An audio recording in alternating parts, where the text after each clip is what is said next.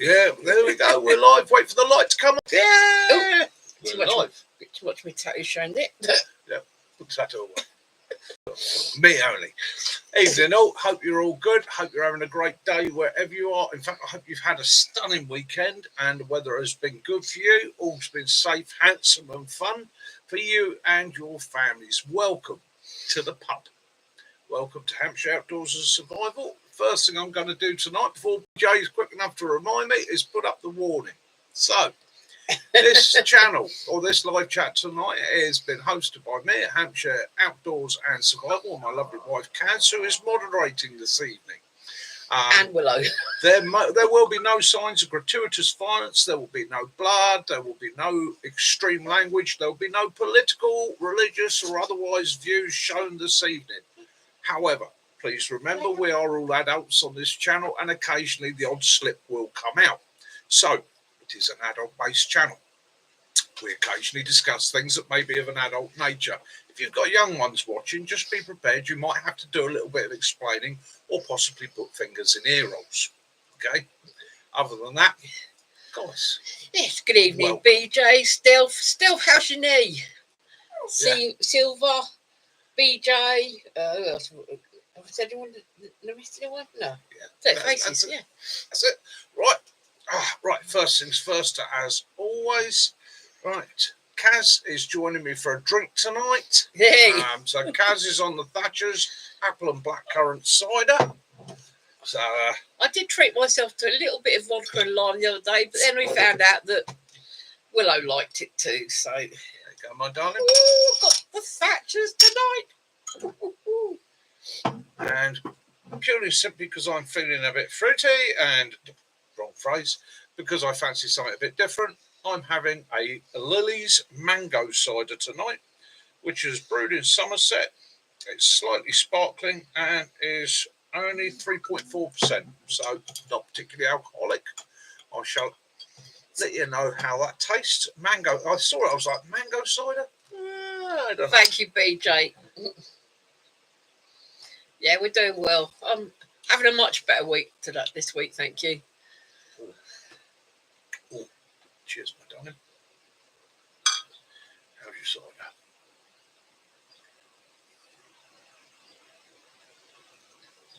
Oh, that's Did I choose well, did I? Oh, that is. We'll have a quick swap round. I like that too. But that right. apple blackcurrant is really. Hi, Steve. Yeah. How are you going, mate? Good evening, Gary. Right, Steve. So I'm on the mango cider. Lily's mango cider, very, very nice, quite refreshing. Even Kaz is on bigs today. Even Kaz is having a snifter this evening. It's bloody warm here. Yeah. I don't know about you guys, where you are. Hiya, Benny. Yes, it's rather nice. So you got to go to doctors again. You'd have to do yourself a bit of an injury there, Stealth, didn't you? Yeah, you got to watch your old joints. It is, mate. Just a cold, crisp cider. Yeah, Steve, you know what I'm talking about? Yeah. I used to be a lager it's man. It's my fridge, but I've always been a cider girl.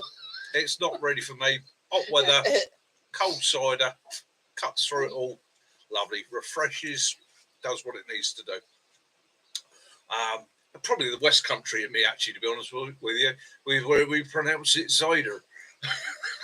We love her. Yeah, we love her.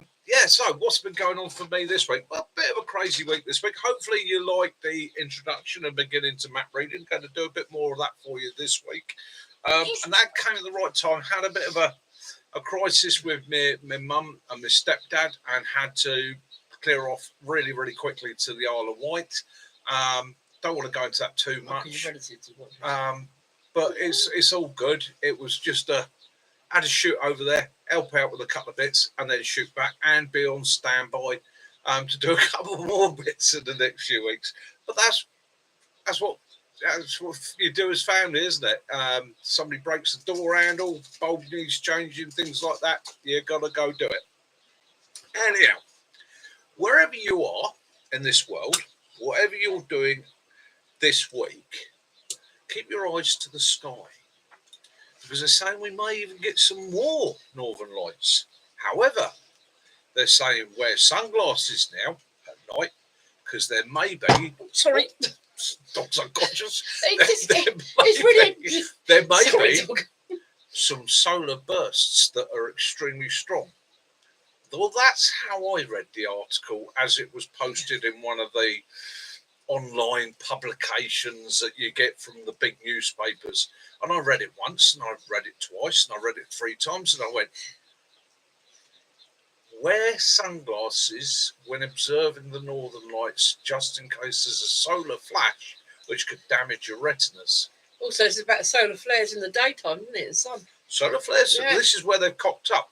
Solar flares through the daytime, yes, you can get that, and it can cause flash burns on the skin. It can damage the eyes.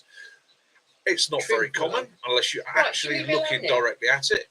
But I had to think to myself, they're pretty much telling people to drive around at night with sunglasses Even the on, ups. Yeah. which is, So I had to pick him up. He kept bouncing off my knee. oh, you little bugger. So, yeah, did throw me a good one. Sticks, hiya mate, Yarps, how you doing? Yeah, well, I went to the groomers yesterday, and he's been a Yes. pain in the arse ever since. It fired him up, got him full of the wind. It's freshened him up, made him feel all lively. I'm off this week to the groomers, get a little bit more clipped, because I'm starting to look like a bloody hippie again. You know, it's Yeah, way 2 weeks too to long. the camp, I know. Yes, 2 weeks to the camp. Yay. Can't wait. Get up there, up the woods, meet the lads and the ladies and all that. Yeah, it's great fun. Looking forward to it. Absolutely looking forward to it. Unfortunately, bad planning on my part. Well, wasn't really planning on my part. I went to Gareth and went, we can I have the woods? And obviously it falls on the same weekend as the Bushcraft show, which is a bit of a bugger. Yes. But hey, what can you do? What can you do? And I perfectly get it. If anybody gets hold of me and says, sorry, Mick, I really want to go to the Bushcraft show, yeah, do it. Don't do it. There's no pressure. I'm going to be out the woods enjoying myself. You'll be having a bushcraft, but not. You'll be showing your bushcraft, but not the same way. Yes, I'll be sure them. Be careful how you say that, Mikey. You've already told Yeah, people it that sticks. It's the end of it's right. It's the end of this week, not next week. it's the end of this week, is it? Oh, okie dokie then. Yeah, your camp's not next Friday. It's the following Friday. Yeah. Bank holiday. Is it bank holiday? Yeah, it's bank holiday. Yeah. So there we go. It's all right.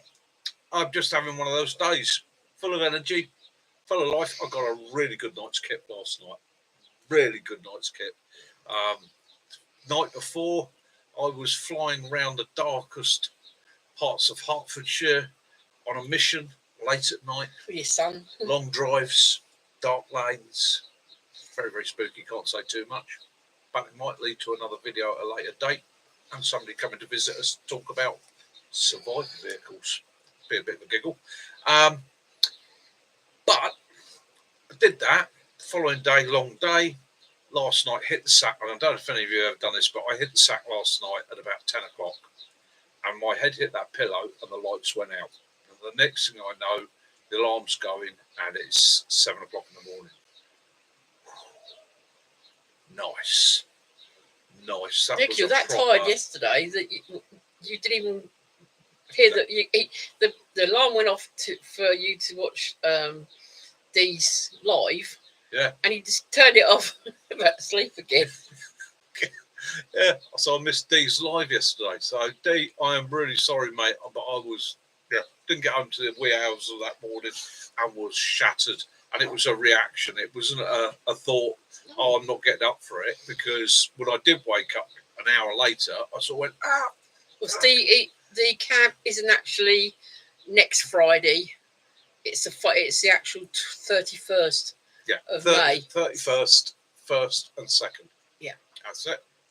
So if you can still make it, Yeah. excellent. If you can't, Yeah, it's next not time. a problem. Again, don't feel pressured, because life, everybody's life goes in different directions, different speeds. So I want watching a few prepper things this week as well, and listening to a couple of chats on I was listening to, it was Radio 4. I think it was Radio 4 coming back wee small hours of the morning. It was an interesting article on there about identification, about people. Right? Now, I've worked in the security industry and I've always said to people, the only reason that anybody's got to hide their identity is if they're up to naughties. Okay, I understand the whole privacy issue. However, I do personally feel, do you need to hide your identity? And I was listening to this guy talk, and he come up with an interesting thing, and he was actually saying, you know, there's a push today to shout what you are, you know, whether it be gender, race, religion, sexuality, whatever. There's a push from all sides to say what you are. And he actually turned around and he said, you know what? Every time you tick one of those boxes to say, I'm a this, or I'm a that, or I'm the other, he said, somebody somewhere is compiling a list. He said, it doesn't matter whether they're left, right, liberal, out the middle, or completely round the bend, they're compiling a list. But you're being put on that list. And I sat there thinking about it. I was like, do you know what?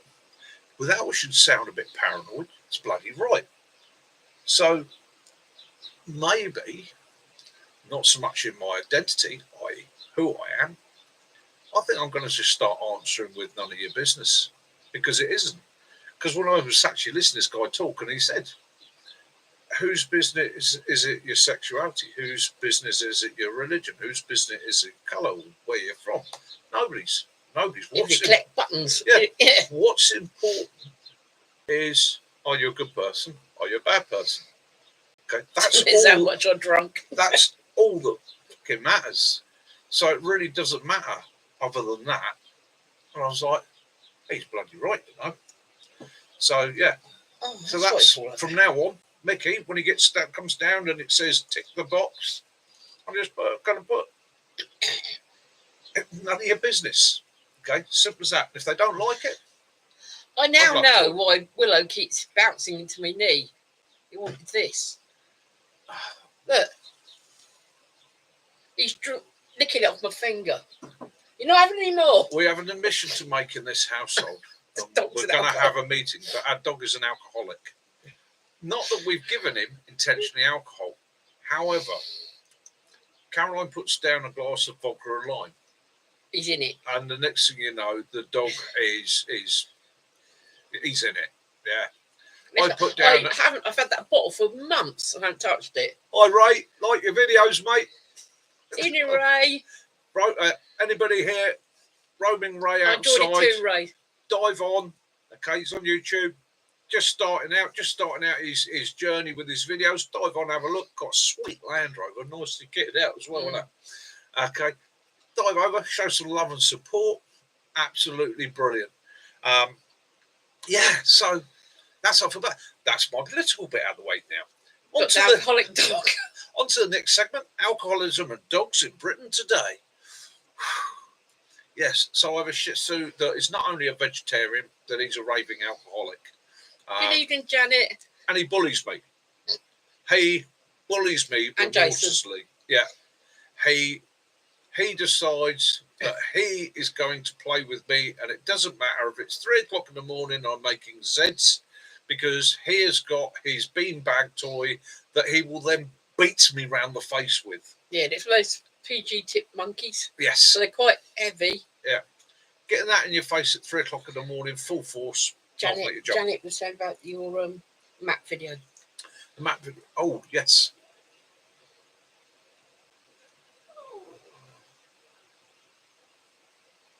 Glad you liked it, Janet. Thank you, Janet. And again, please, guys, bear in mind, right, what I'm trying to do with it. There are a lot.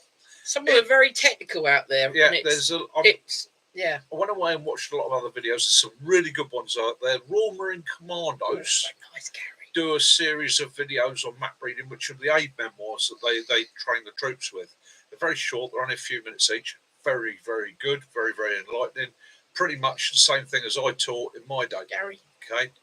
And what I'm trying to do with it, I'm trying to demystify it. I'm trying to keep it simple, keep it sweet, and show the techniques that actually work, the processes that actually work. So that's why I started with grids, purely and simply to explain to you how the square broke down. For those of you who know it, excellent. For those of you who don't, do. Show you how you reference north, and don't worry about grid and magnetic norths. Right, I'll do that right at the end. But to be honest with you, for the way I'm teaching techniques, I'm going to teach. Unless you're traveling 30 miles at sea, you don't need it. Okay, and I'm going to try and teach you how I use a map and how I use the map in the military and how a lot of soldiers use the map.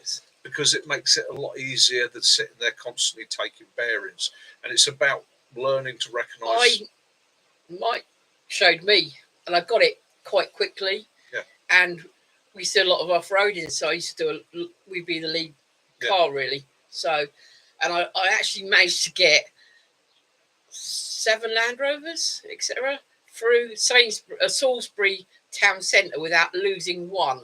Did a really good job, didn't you? That was hard. And again, when I taught Kaz to navigate on a map when we're moving, I taught her to look for the roads, count the roads, look for items like post offices, churches, features.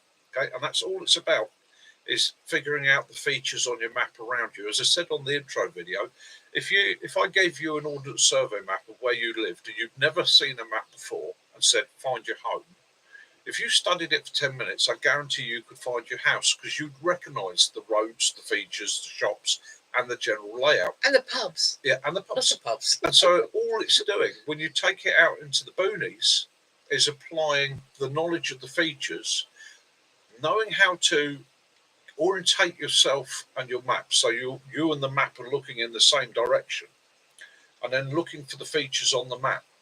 Okay, and planning your route via the features, and that way you really can't go wrong. You should only really need your compass as a check guide, as something to go, yeah, that's north, and then you can put it away and go, there we go. And I will show you. Turn the map round. Yeah. As we go in along things to make it easier for yourself. Yeah, because I'm not very good with you're left and right. Traveling in the direction of the map. Yeah. And I will also teach you or show you how to take back bearings to figure out exactly where you are. Okay. And above that, I think I'm going to try and break that down into 4 videos. And above that, it's to be honest with you, it's just go out, play with it.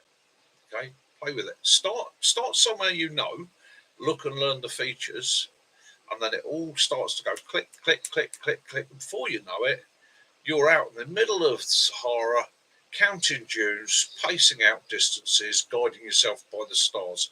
And if you want, at a later date, we will go into that. We'll do a bit of direction by stars. Don't do direction by plants so much; they're not so accurate. Right. You know, trees up out there doing that. Stars, you need. But we'll do some. That sounds expensive, Derek. Rough nav. And again, when you're thinking about this, like your map reading and you're being outdoors, other things to start teaching yourself is clouds. Okay, clouds and wind. 2 essential things to know when you're outdoors. The clouds will tell, combined with the wind, will tell you what the weather's going to be doing in half an hour. Okay, so if you can learn to start recognizing the clouds, what they're doing, you can tell whether the air pressure is going up or down, whether there's rain coming in, whether there's a weather front coming in, what it's going to do, and possibly how it's going to change for you in the near future. Because everything is about preparation. So if you're out on the hills and you're traveling, and you start seeing that black line forming on the horizon, steadily getting larger, there's a big old storm coming, you might want to start thinking about getting down into tree lines, valleys, places like that. And you're giving yourself that head start, that little bit of, right, now I need to act, move, or get shelter up, get myself sorted. And it's the same thing as time. Somebody said to me, I don't wear wristwatches. Very rare you see me wearing a wristwatch in the field. How do I deal with time? Well, when I'm in the field, I tend to work on the hand method. Evening, Kitten Killer. So if you place your hand out, 4 fingers like that, okay, put your arm out at a stretch and hold the bottom of your hand on the horizon, okay, Each finger equates to about 15 minutes. That equates to an hour. That equates to 2 hours. That would be 3 hours. It's a rough generalisation, but it's a very good indicator of how long you have before sunset. Okay, so that you can then start that. I mean, basic rule of thumb: ideally, give yourself 2 hours to set up, get comfortable, get wood, and all the rest of it. Yeah, so you equate that. When I'm looking at maps, I tend not to look and think of it as distance as well. With time, I can look at a map and go, it's going to take me an hour to go from here to here. That's going to take me about half an hour to walk up that hill. That's going to take me about an hour to walk down that valley. And if you start equating it to time and combining it with your sunset time, okay, then you're starting to actually progress a lot easier. Because I do believe our ancestors didn't even think of miles, meters, feet, or anything like that. What they went by is time. When does it get dark? When does it get light? And that's how they travelled. If you look back at how the Romans did it and that, they measured distance, but they would also say it was 2 days from one place to another place. It took a day and a half to get to. And so that time is actually more important to you in a survival situation than the distances. Hope that helps. Oh, been waffling again. Thanks, Hi, Kat. Derek. Hope you're good there, mate. I take it you're off to Goodwill. Hope you get some. No, he's just had 2 pancakes, a sausage, and 1 egg, and it was $17.99. That's what I just said to him. I thought things were stiff over here, mate. It's a pancake, gold crusted. Yeah, I hope they were. I hope they were served by somebody that made it worthwhile. Cool, blimey. Kitten Killer, how you doing, mate? Hope you're all good there. Katrina, are you sweetheart? Well, I'm having another swig of my old cider. And the cider today, so when I went and bought the bottles of cider today, they were £2.50 each. But they were doing a deal, so I got 3 for £6. I'm on Lily's Mango. And I got Thatcher's Apple and Blackcurrant, which is really nice. So Kaz is having a little bit of alcohol today as a treat. Let's see how she gets on with that. Because Kaz, like me, does like a cider. I used to drink it a lot, but with my meds, I very rarely drink now. So I shall see how she's feeling in the morning, see how it affects you through the night. And obviously, will you pack it in? Again, as a good prepper, survivalist, and all I said, I've got my common sense head on, so I'm on the lowest alcohol rating that I've got, just in case Kaz gets a bit wobbly or Kaz it starts to interact with her drugs in a strange manner. I'm then compass mentis to deal with that situation. He very kindly today, he fixed my scooter. My scooter, when it was in the boot, the key broke off, so I couldn't use it. So I managed to walk a little bit round the shop the other day, and it. No, I will not have that, Caroline. You didn't just walk a little bit round the shop. Now, as you're all aware, Kaz has got mobility issues. She finds it very difficult with her knees. Her knee joints have crumbled. So for her to walk is very, very difficult. And normally, 25 metres is pretty much pushing it. Okay? Evening, Lee. I turned around to her and said, well, what I'll do, I'll go into the supermarket. I'll walk around with my phone, on the phone to you. You stay in the car, and we'll do it that way. And she looked at me and she went, no, I'm not. She's got a trolley, using the trolley for a bit of balance and that. She walked around that shop for nearly an hour. Okay? It was. We were in there nearly an hour. And, yeah, she really pushed herself. It paid for it afterwards, I will say that much. But, yeah, she really pushed herself. So, well done, my sweetheart. I'm proud of you. And I was shouting from the tallest towers how proud of you I am. But he fixed my wheels today. We had to wait for a part to come, and now I'm wheeling again. Yeah, I done a thing today. I did soldering. I soldered. Yeah, so I got that fixed for you, which was the important thing. Yeah. So, other than that, that's how our weekend's really gone, isn't it? We've had quite a productive weekend. Man cave, had to have a bit of a tidy up in here. Got myself my whiteboard up there. So, whiteboard, yeah. Yeah, I brought it. It was as much trouble finding that as you did Steve's challenge. Oh, ridiculous. It's ridiculous. So we've got 5 stationery shops in Farnborough, spread out, different companies. Okay, some of them quite big and well-known companies, and hobby shops and that. And I went around the whole lot to try and find what I actually wanted was a whiteboard about twice the size of that, so I could make a frame for it and literally stand it back here behind me. I will get you another one. And have whatever I was trying to explain drawn up in a decent scale. That was the biggest one I could find in the entirety of Farnborough, and they wanted $12.99 for it. Oh, you said 1999. Was it 19.99? Yeah. Was it? Yeah, 20. Yeah, it was just under 20 quid because Yeah. by the time I bought the pens, it was £26. And they done me over because these things, They don't wipe off. whiteboard pens, $2.99 each. And I thought, I'm going to have them because I've tried doing it with felt tips and that before. So I bought them, put them on there, wouldn't wipe off. So I had to scrub that clean, although I've sussed it We're now. visiting Poundland this week to get him some more. Yeah. So I've sussed it now. Well, I've actually sorted it out.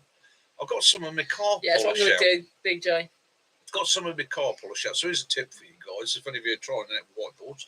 Got the old car polish out and I polished the board.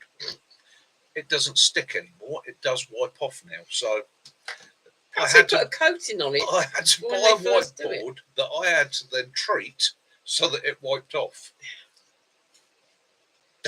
In the old days, wouldn't have none of that malarkey. Well, I wish one of the shops offered me a blackboard and chalks, and I think I should have bought that, to be honest with you. Can you imagine him eating chalk? Bright blue poo. You probably would eat chalk, wouldn't you? Yeah, Smurf poo. yeah, Smurfs. Yeah, me and Kaz keep saying Smurfs randomly because the other night we were sitting there. I don't know what we were talking about, but all Kaz says was Smurf, okay? And the dog went mental. He ran out to was the back door. running at the barking. door, barking, full aggressive. Oh, look at me, I'm ferocious. I'll get it if it's a Smurf. And every time she says Smurf thereafter, he went mental. So what we do is we now throw Smurf into random conversations. The idea being trying to get him to sort of whatever Smurf means in Shih Tzu, we're trying to switch it off because it was full on aggressive. It's weird, but I think they probably put a coating on it. So, but they don't tell you to wipe it off first before you use the pen. But that is, yeah. I'll go on Amazon. I'm sure I can get one twice the size of that. Yeah, well, that's what ideally I want. If it was doing like the map reading and stuff, if I had it here on an easel, it'd make life a little bit easier. Because when I'm drawing things, like when I was drawing the contour lines, that was like half an hour of me sitting with my tongue hanging out the side of my mouth drawing. That's me and scissors. So there's a bit of a struggle there because I drew the grid and the contour lines. I must have drawn about 10 times and then looked at it and went, "That's Yeah, you should have covered it in Vaswax." Vaswax, yeah. Could market That that idea as well. multitasking thing you've made there, Chris.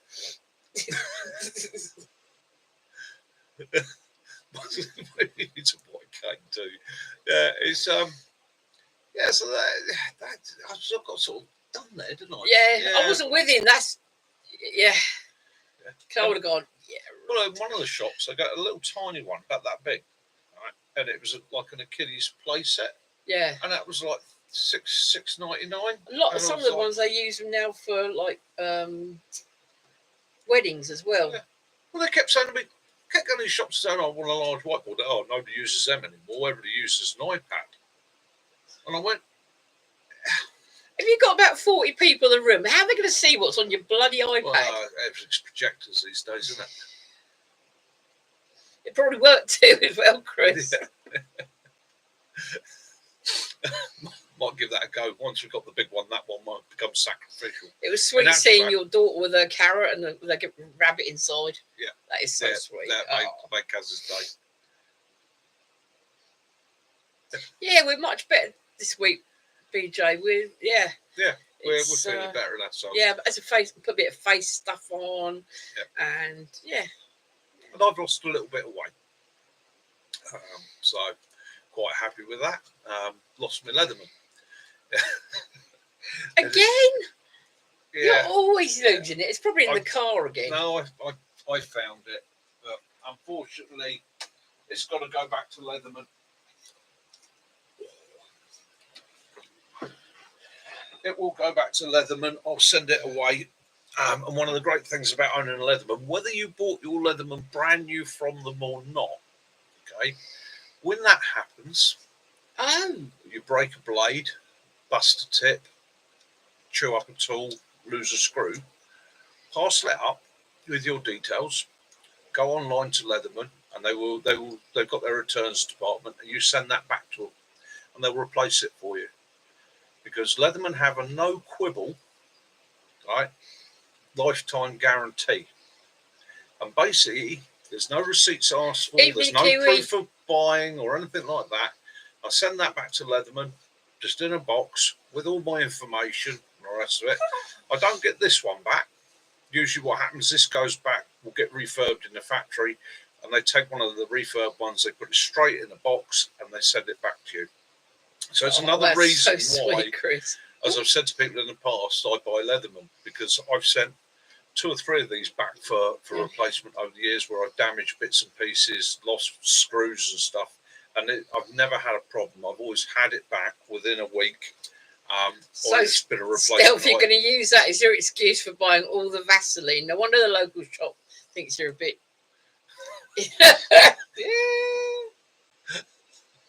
Sounded nice, Gary. You get chicken fried curry rice, chicken fried rice with curry sauce. I love spring rolls. Yeah, sounds good to me.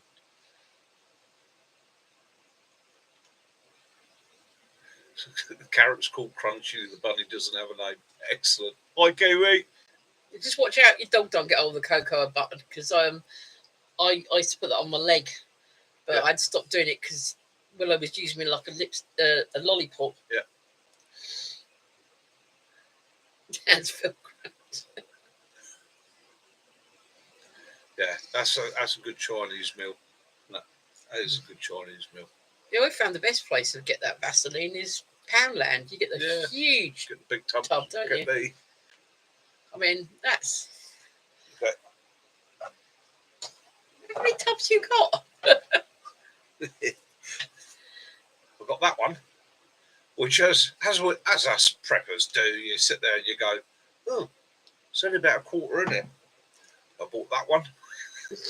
But I bought that about a year ago, and I've still got... That's it. Goes a long old way. A long old way. Yeah. So, yeah. So that was about the size you get in the pound shop. Yeah, that's where we got the cotton wool balls one as well, didn't we? Yeah. And the pads. Yeah, you get big bags. Yeah, it's again. You got to shop around if you can.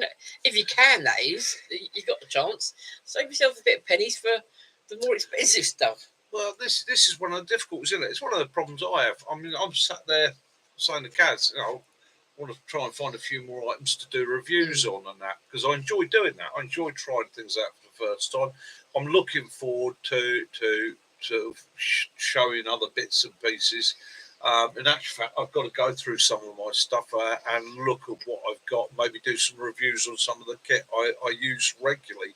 I was actually sitting there the other day, and I thought what I might do is get my favourite knife, my silky saw out, and a couple of other bits and pieces, and go, look, this is my favourite little kit to carry with me. These are the items. This is where I bought them. This is what you can get them for. I keep sort of getting older companies and trying to sort of suggest maybe they could do discount codes for my subscribers and that. Yeah, I'm not big enough yet, so a lot of them aren't interested. But I'll keep trying it. We have got a prize for the camp, haven't we? Yeah, so we have not a huge prize, but there will be a prize. Yeah. We're going to decide what we're going to do with that. Yeah, decide how we're going to do that. We might do like an adult sort of party parcel thing. Or I might set a couple of challenges while we're up there for a bit of fun. We might have a little bit of a battening competition, or piece of string with the mint on it. I could take the. You wrap, yeah. Might even bring the air rifle up and a couple of the spinners with me. Yeah, you got the little plink things, haven't you? Yeah, I've got some spinners and that. Just have a bit of fun that way. Nothing serious. It will just be a bit of fun. But musical statues. Yeah. Just a bit of fun. Hi Timmy, how you doing, mate? Hope you're good.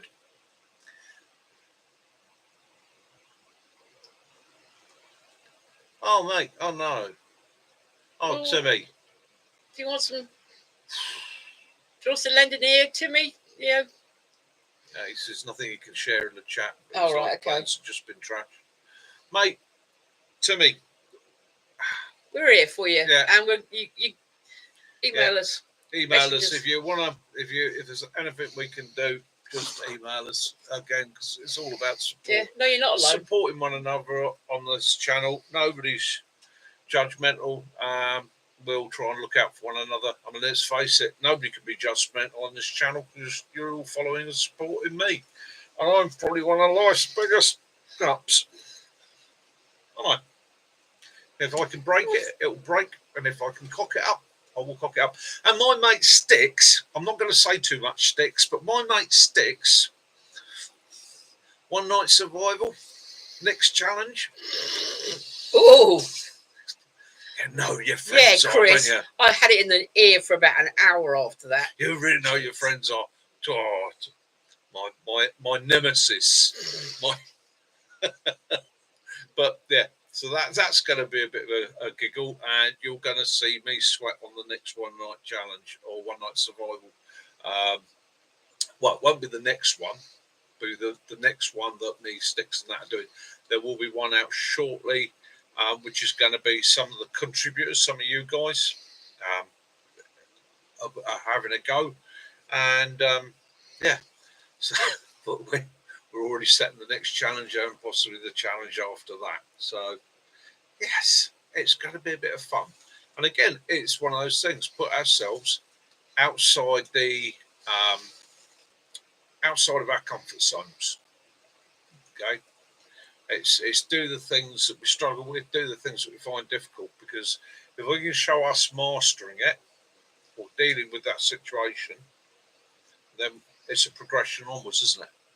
Because again, when you watch a lot of the channels, a lot of the really big channels, and I mean some of the really big channels, and you get these guys that go out into the middle of nowhere and do the Ray Mears, and it works first time every time. It's genius. Happens in 30 seconds, and it works. And they look at the camera and go, yeah, okay, and Excuse me for popping off. And I sit there watching it after best part of 30 years of taking this side of things seriously, teaching it and showing it and training people in it, and a lifetime of doing it for the fun of doing it. And I look at them and I go, balls. Okay, total balls.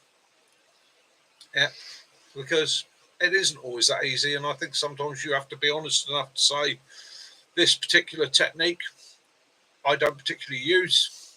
It's great technique. It's fun to practice. It's a skill worth having.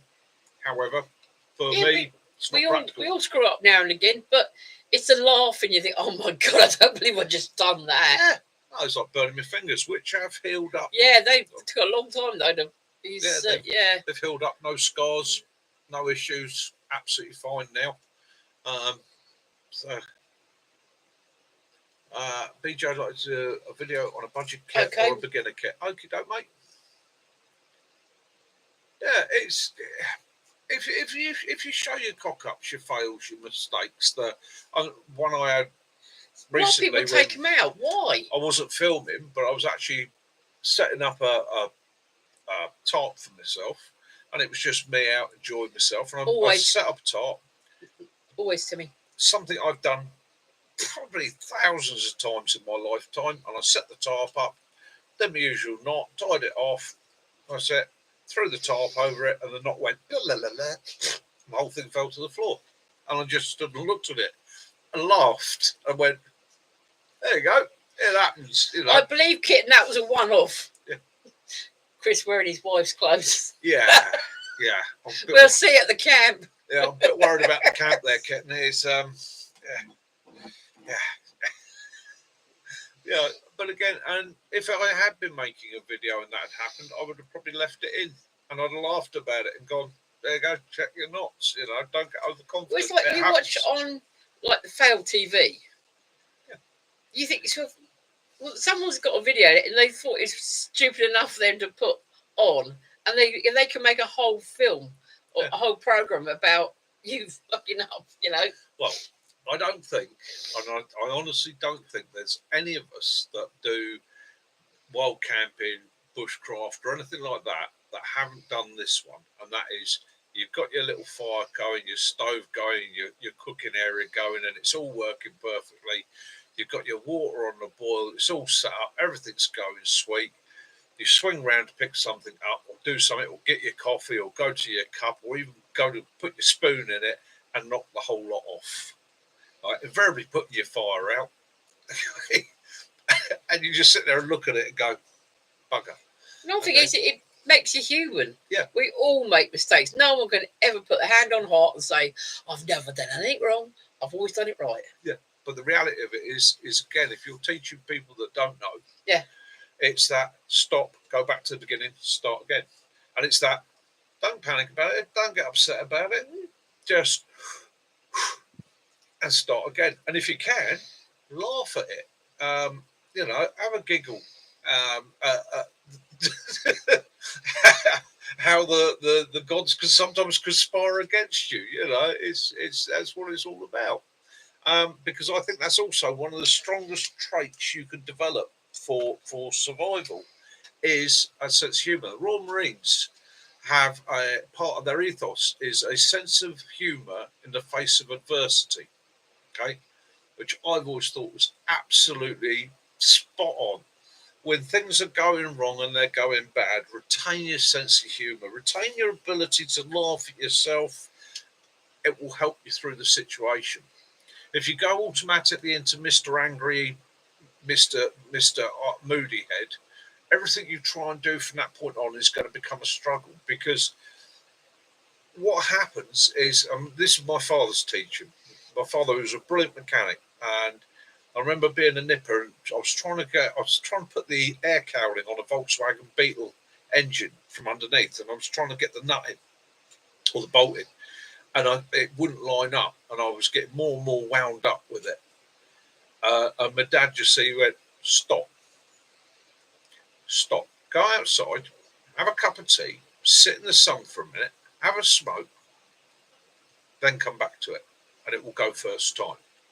And I was so wound up. I was like, He said, do it. Go outside, have a cup of tea, have a cigarette, come back in, and it will go in first time. And lo and behold, it did. And he said to me afterwards, he said, a lifetime of trying to do jobs like that, he said, the thing he's learned is the more wound up you get, the more tense you get. The more tense you get, the more you sort of lose control of your ability for fine. It's like cooking. You might completely balls up and do something different, and you created a new recipe. Oh yeah, I'd meant to do that. Yeah. So again, it's that laugh at yourself, stop, look at it. Yeah, it could be annoying, but just go, do you know what? As a friend of mine who was in the special forces used to say to me, every time we're wrong, he'd just look at you and go, such is life. And I used that myself for many years afterwards, because I thought, again, that's absolutely brilliant, but it goes completely wrong. Such is life. What can you do about it? Push on.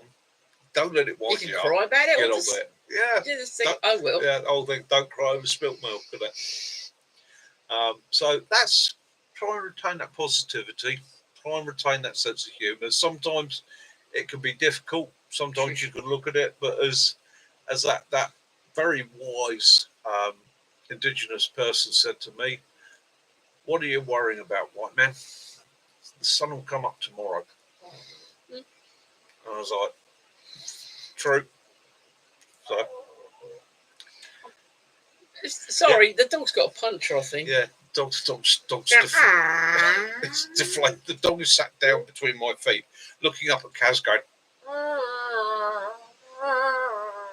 like some sort of bumblebee. Yeah, crazy thing. Joining in the conversation. Yeah, so, and as Caroline says, sometimes the mistakes, your errors, create amazing things. Yeah. Occasionally getting lost. You try doing them again. It never works out. Yeah. Talking about map reading, that some of the best adventures we've had was where we've intentionally gone off the beaten track. Literally looked at the map and gone, do you know what? Where does that tiny little road go? And we've beaten off into the middle of nowhere, found little tiny villages, waterfalls, bridges, scenic views, places to camp that are absolutely off the beaten track. So good evening, El Croc. Yeah, sometimes that's the way to do it. Evening, Mac. How you doing? Evening, El Croc. Hi, Yes, Mac. yes, I've got that. El Croc, that video, I've actually got that saved out. That's on my list for tomorrow to sit and watch. Yeah. Yeah. Do like and Clay they have to Hayes. sit on your feet as well, Ray. I don't know if you noticed that. Jack Russell used to. Yeah. He would never put his bum on the floor. He'd always have to put his bum on your feet. It does. Oh dear. But yeah, so all is good. Me and Mac this week, we are on kidnapping Mac and Kaz. We're going out for the day. I'm heading into probably back end of Wiltshire, Marlborough Downs again. We might go Because via again, Stockbridge, Mac. Yeah, via Stockbridge, Mac, if you fancy it. But the plan is, in actual fact, no, I won't. I'll go up to the Iron Age Hill Fort. We're going to go up to an Iron Age Hill Fort. Beautiful spot. One of the reasons is I can show you a trig point when we're up there and explain a trig point. But I want high ground so that I can orientate the map and show you what I mean about looking for features and details. And you can use your drone. Yeah, can't there because of the airport. Oh, gosh, yes. And leapfrog navigation using features rather than relying on your compass. And that would be an ideal place to do that. I'll also take you to an absolutely stunning village called Stockbridge. Absolutely fantastic. Gets its name originally from Saxon, Stockenbrigga. Okay, now that comes from, and it's been a little bit of learning here. I had to look it up. I just wondered, Stockbridge, was it something to do with cattle, livestock? It's not. The River Test flows through the high street of this village, and you can see people feeding ducks and. You see the fish in and there, it splits up, and it's got 5 different streams run through. Now, apparently in Saxon, a stock was a large log. It was a huge piece of timber. Where the Saxons, what they would do with shallow rivers, is they would roll these bulks of timber, these huge tree trunks, into the river, and then use those as bridges. Oh, that was a lucky escape. Army Suite, Willow. So, hence the name, which would have been Stockenbrigg, which would have been bridges of logs, to Stockbridge today. So we're going to go visit that. We'll have a look at the River Test as well. For those of you that can take the camera. Yeah, It's a photograph. Might not know, that is one of Britain's premier trout streams. It is a chalk-fed stream, runs through southern England, and it is literally getting licenses to fly fish on there is really, really difficult. And to be able to say you fished the River Test, well, that's a tick in the box if you're a big angler. Very, very beautiful place. Plus, it's got a lovely old-fashioned butchers. And it's got some beautiful old shops down there. And, absolutely stunning. I love that butchers. Yeah, got proper old-fashioned butchers in it. Yeah. You know. It's sort of on the floor, doesn't it? Yeah. That's our plan for this week. So that's what we'll intend to do. So we'll combine a bit of the map reading, a look around a pretty little English village town, a look at the test, and an Iron Age Hill Fort all in one. How's that? Yeah. Yeah. I've got my Cracking. digital camera out, my favourite one, and I've got new inner batteries for it, and I'm going to start doing I used to really love doing photography. I haven't done some for quite a long time, and yeah, I'm going to start doing a bit. Yops, yeah, the River Test is on your doorstep. You're a lucky bugger, mate. It's a beautiful area. If the test is on your doorstep, you might know where I used to run ranges. I used to run the facilities of Barton Stacey and Worthy Down. That was part of my Worthy Down, Barton Stacey, Chilcombe, and I also used to run facilities up in You're welcome, Oxford. love. That was my area. So it literally went from there up to Oxfordshire, back. So yeah. Sweet of her, Katrina.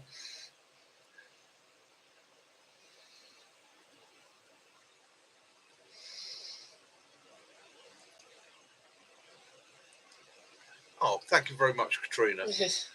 Yeah, so you might know the area. Yeah, I ran facilities there for about 5 years for the MOD.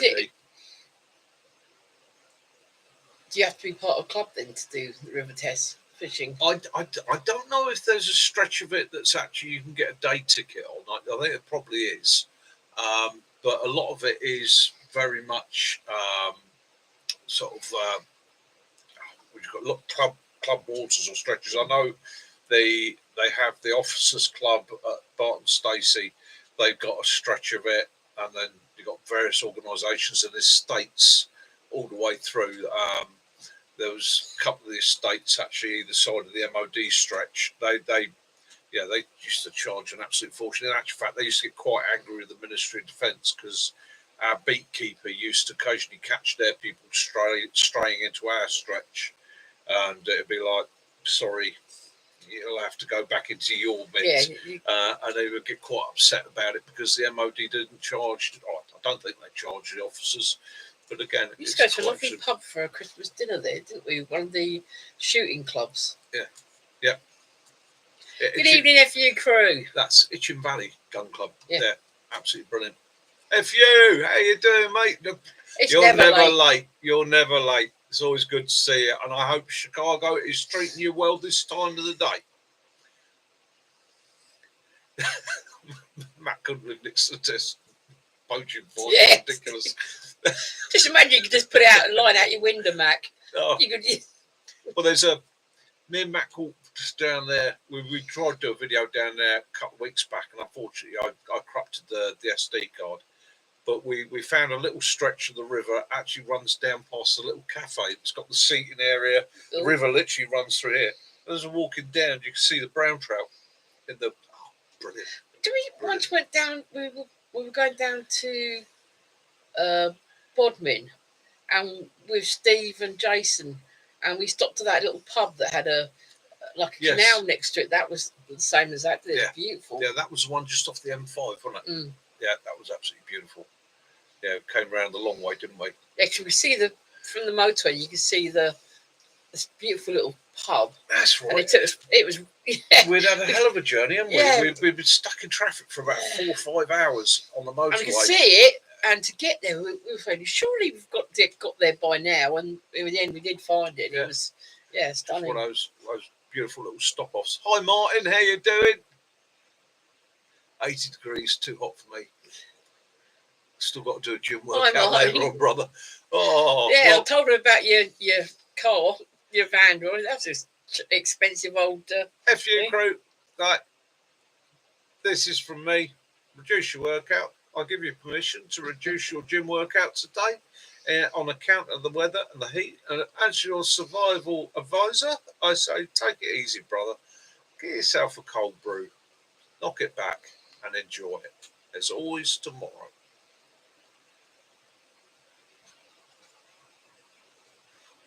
Oh, 3.5 pound brown trout. Beauty. That'd be up in Scotland, I'll take it, Mac. Oh, because although Mac is Hampshire Hog Hunters Club, Mac is from Scotland. Crieff. Aye. Why do I always do that? I talk about Scotland, and then I'm not Scottish. What? You got to take me to Crieff, Mac, because I really would love to see that place. Yeah. I think that's a military thing.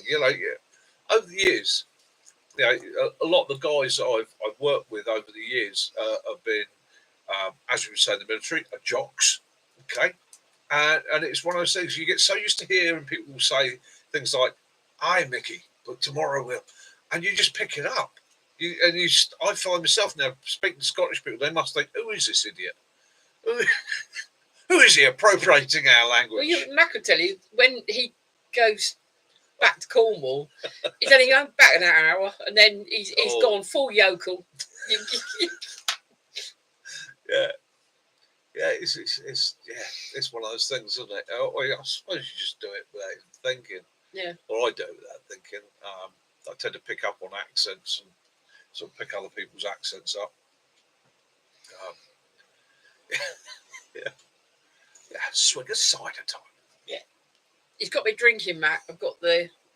That is so nice. That is really nice. Yeah.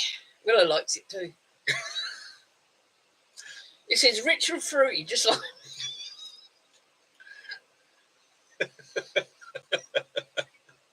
I think Caroline better stop drinking. Yeah. I think Jason was helping his son do a transport show in the local area. Yeah, he's out with the Hampton Barks It's really 4x4 response guys today. So what they've done, we've got a local show, transport show, so it's all classic vehicles and that. And they're there, they have a stand so they can say to everybody, you know, this is who we are, this is what we do with our 4x4s, but they're also there to help with like the vehicle management on site if things get stuck or get bogged down. Also to help out if there's an emergency or medical emergency or anything like that, they're there to assist.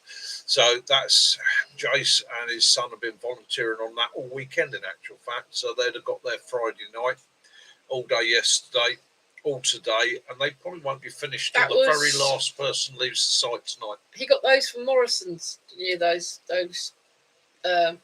Thatchers.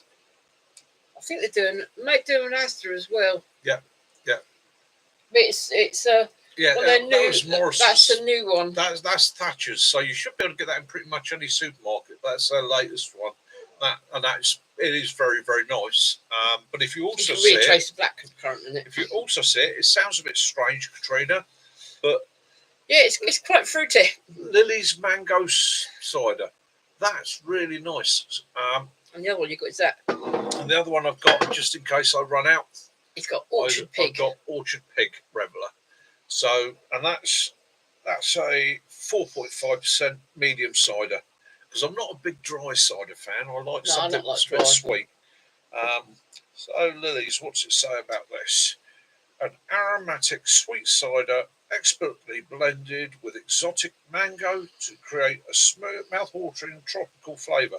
In actual fact, I would say, if it didn't have a label on it, I would think it was a Perry. I would think it was pear cider. Yeah, I like the fruity ones. What I didn't like was Brothers do a toffee apple one. Oh no, that's too bit. Yeah, they are. I'm sorry, Lee. At the end of the day, cider for me, I used to be. I've never been much of a drinker, to be honest with you, but I used to drink in my youth. It would be lager, and then I got into ales, and then I got into things like Guinness and that. But I've always, especially in hot weather, I always crave something that's refreshing, got a bit of crispness to it. And I find a good cider, good sweet cider, chilled nicely. It's refreshing, goes really well with a Ploughman's or something like that. Simple food. Well, when I was a youngster, I used to go. Katrina's mum's my very dear best friend, and we used to drink. I used to drink cider or vodka and lime. So, yeah. Sometimes it is. Yes, you too. Yeah. Poor Gary can't drink ciders since an all night on Scrumpy Jack. Can remember anything the next day. Yeah, Scrumpy, rough ciders. No, being a good West Country lad, I learned to avoid those. In fact, story time with Mick. Da, da, da, da, da. So when I was a boy, when I were a boy, So we had a pub near us, Hello to your peoples. and that pub used to brew its own ciders. Okay, and they would regularly have whatever they'd finished. So it'd be like we've done a sweet or we've done a still and the rest of it. But the landlord also used to keep below the bar. Right? And bear in mind, this pub's gone. You won't find the landlord. So, is anybody out there from Customs and Excise? Hard luck. The landlord used to distill. You see, what's my cider? That's what you're saying. He used to distill his homemade cider. Now, I don't know if any of you are aware, but basically, to make brandy, you distill cider. Okay, or you distill wine. You distill wines to make brandy. You distill champagne to make cognac. Right? You distill cider, and it makes an apple brandy. Okay, and he used to keep this below the bar, really just for locals, and you'd get a tiny little shot like that, and it was proper firewater. It was one of those things that was used to revive the dead, and we used to get a lot of holiday makers in the area, and occasionally they get a bit mouthy and a bit loud because they've had a few beers, and they the yokels I'll show them I'm from such and such. And this guy had been coming in every night for a week, and he'd just been annoying everybody. He was one of those proper, I think it doesn't matter where you are in the world, you'll meet them, proper loudmouth. You know, sort of can't just walk into a pub quietly, get a pint. He's got to kick the door open so everybody looks at him. And then we'll say things like, to everybody there, "Hello, yokels. Give us a pint of your strongest cider then." And the landlord was getting really pissed with this. And so in the end, towards the end of the week, the guy come in and he was going on about, "I could drink this and I could drink that." And he was piling them away, you know, staggering out at the end of the night, and he could drink. But the landlord decided I had enough.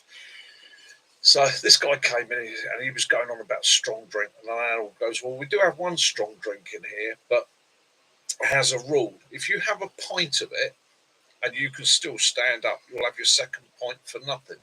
He said, "But you've got to pay for the first pint, and it's going to cost you a £5." Well, this is going back to like the early 80s, so £5 was a fair whack of dock. Well, mate, he's gobby. Right? He thinks he knows it all, so he slammed his £5 on the bar counter and "Go on, give us a pint of your strongest drink then, landlord. I'll show you." And gosh, everybody at the pub suddenly sort of twigged. All the locals are like, "Jesus Christ, he's going to give him a pint of the bloody stuff from under the..." And the bottle come out, and it was like corking up with a cork, and he poured it in. And I kid you not, he used to pour this stuff, and you could see the alcohol vaporising over the surface, a bit of shimmer. And he fills up his pint glass, landlord, puts it on a bar, and he says, "As I said to you, if you can finish that in a oneer, you'll get your next pint for nothing." Well, the guy did. He picked it up, took his first swig, and as he took his first swig, you could see him sort of go, "Oh, bloody hell." But because he's got such a big ego, and he's a bit of a cock, he downed it. And he put the glass down, and he stayed upright for about 35 seconds, staggered back, collapsed in the corner. At which point, some of the locals just sort of moved him over, put him in a seating position, and watched him for the rest of the evening. He didn't get his second point for nothing. So, and we used to call that scrumpy. That's right. That was the code word for it. If you walked into that pub, you said to the landlord, "Give us a scrumpy. I'm having a really bad day." A little bottle will come out from under the bar, and it'll be tipped out. Oh, that's Lee, I made a mistake of mixing Pernod Black with Baby Sham. I was having a particularly bad evening, and Appleton 151, yeah. Nelson's 100% proof rum, Mac. And I'll just say to you, Mac, 100% proof rum, Tony. That was a close call that night, wasn't it? Yeah.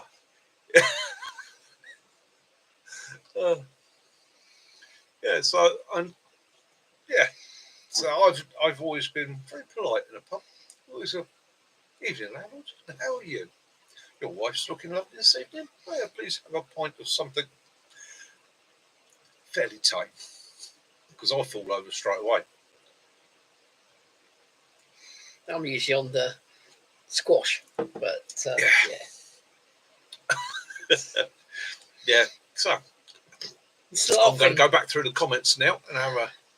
Just look beside me, and in the doorway we've got a silver floor 20-inch floor fan, and Willow's sitting in front of it, and the wind's making his ears go like that. Yeah, he's discovered fans. He Okay. likes fans. He likes fans. First, we've got like 18-inch floor fans. 20.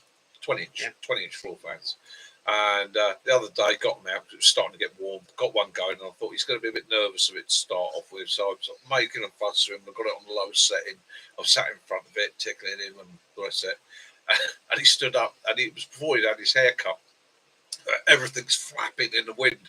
And you can see him sort of go, "Oh, I like this. I'm going fast without moving." He just stood there for about 10 minutes enjoying the air blowing over him. I remember the Steph from the Absinthe. I remember drinking the Absinthe too. I quite like that. Was that the night I ended up making the curries? Oh dear. It's all alcohol haze. Yeah. Oh yeah. Yeah. Absolutely. Yeah. Well, we use and I don't know. All I can say to you guys there, you'd have loved it. Okay, you'd have loved it. Little pub in Aldershot. Mac owned it. Kaz worked behind the bar. Bar. And I basically did all the old jobs, including a bit of door work. Okay. And it was, yeah. I don't think there was a night that went past that wasn't a legendary night. It was fun times. I fell down the beer cellar because some twat, she left the bloody door lid up. Yeah, they were fun times. No, it was never right after that, was he? No. Evening, Andy, outside. Hey, Andy. We're chatting about fun and alcohol this evening, and the funny and silly things that it's led us into, and the adventures we've had in our lives. You were going to talk about the water. I was going to talk about the water, wasn't I? Oh, yeah. There's an incident in Devon. For the UK base. Right, so we have a major incident in the UK at the moment in Devon, which is one of the larger southwest counties, where the big water supply was contaminated by animal feces. Now, there's a big kick-off about this at the moment, but it's all coming back to bad management by the water companies. So the water companies in the UK were privatised back in the 80s, 90s, and nothing's changed. The infrastructure hasn't been improved at all. Okay, all these companies have done is take money. Okay, all they want is their profits. Water meters. And it's now led to a lot of people becoming very, very ill with cryptospio. Oh, Gary. Cryptospio. No. Yeah. Yeah, it's one of the waterborne diseases anyhow. So spirosis, Cryptospirosis, that's it. Thank you, lovey. And again, it's that whole thing of you can't always trust your water. Okay, so I was a saint. It's even at home. It's worth filtering your water. It's worth if you ever go to the tap and it's off colour, tastes funny, smells funny. Okay, boil it, boil the crap out of it. Okay, if you ever go to the tap, you run water out and it's got a rainbow sheen on the top, do not drink it. Okay, that is a chemical contamination. Don't drink it. Avoid that like the plague because you won't filter that by boiling it. But again, a lot of the time in the UK, our water is apparently pretty safe. There's water companies. They have to give out bottled water. People and profit. Yeah, well, for the first 2 weeks, they were refusing to acknowledge it. It's just the chlorine. It's been, they would clean the taps. Nothing wrong with you. People vomiting and diarrhea and quite severe. And one poor chap, I was watching an interview with him. His wife's, she's diabetic. She's on insulin. She become ill, become dehydrated. So what's he doing? He's putting more water in her, trying to rehydrate her, thinking it's something to do with her diabetes. And it's not. Obviously, he's making her more and more ill. Daft thing is, it didn't affect him. Why didn't it affect him? Doesn't drink tap water. Take a bottle of water with you. He makes tea and coffee, so he's always boiling his water, and that's a habit I've got. I don't drink water from the tap unless I've boiled it. I make tea and I make coffee, and I tend to do that for my drinks. Kaz drinks bottled water. We have bottled water here. Not the expensive stuff, but we have bottled Just buy water the here. big bottles of good. So Kaz can stay hydrated. And somebody down there, Yeah, he's, and the dog. But yeah, I've always making a brew.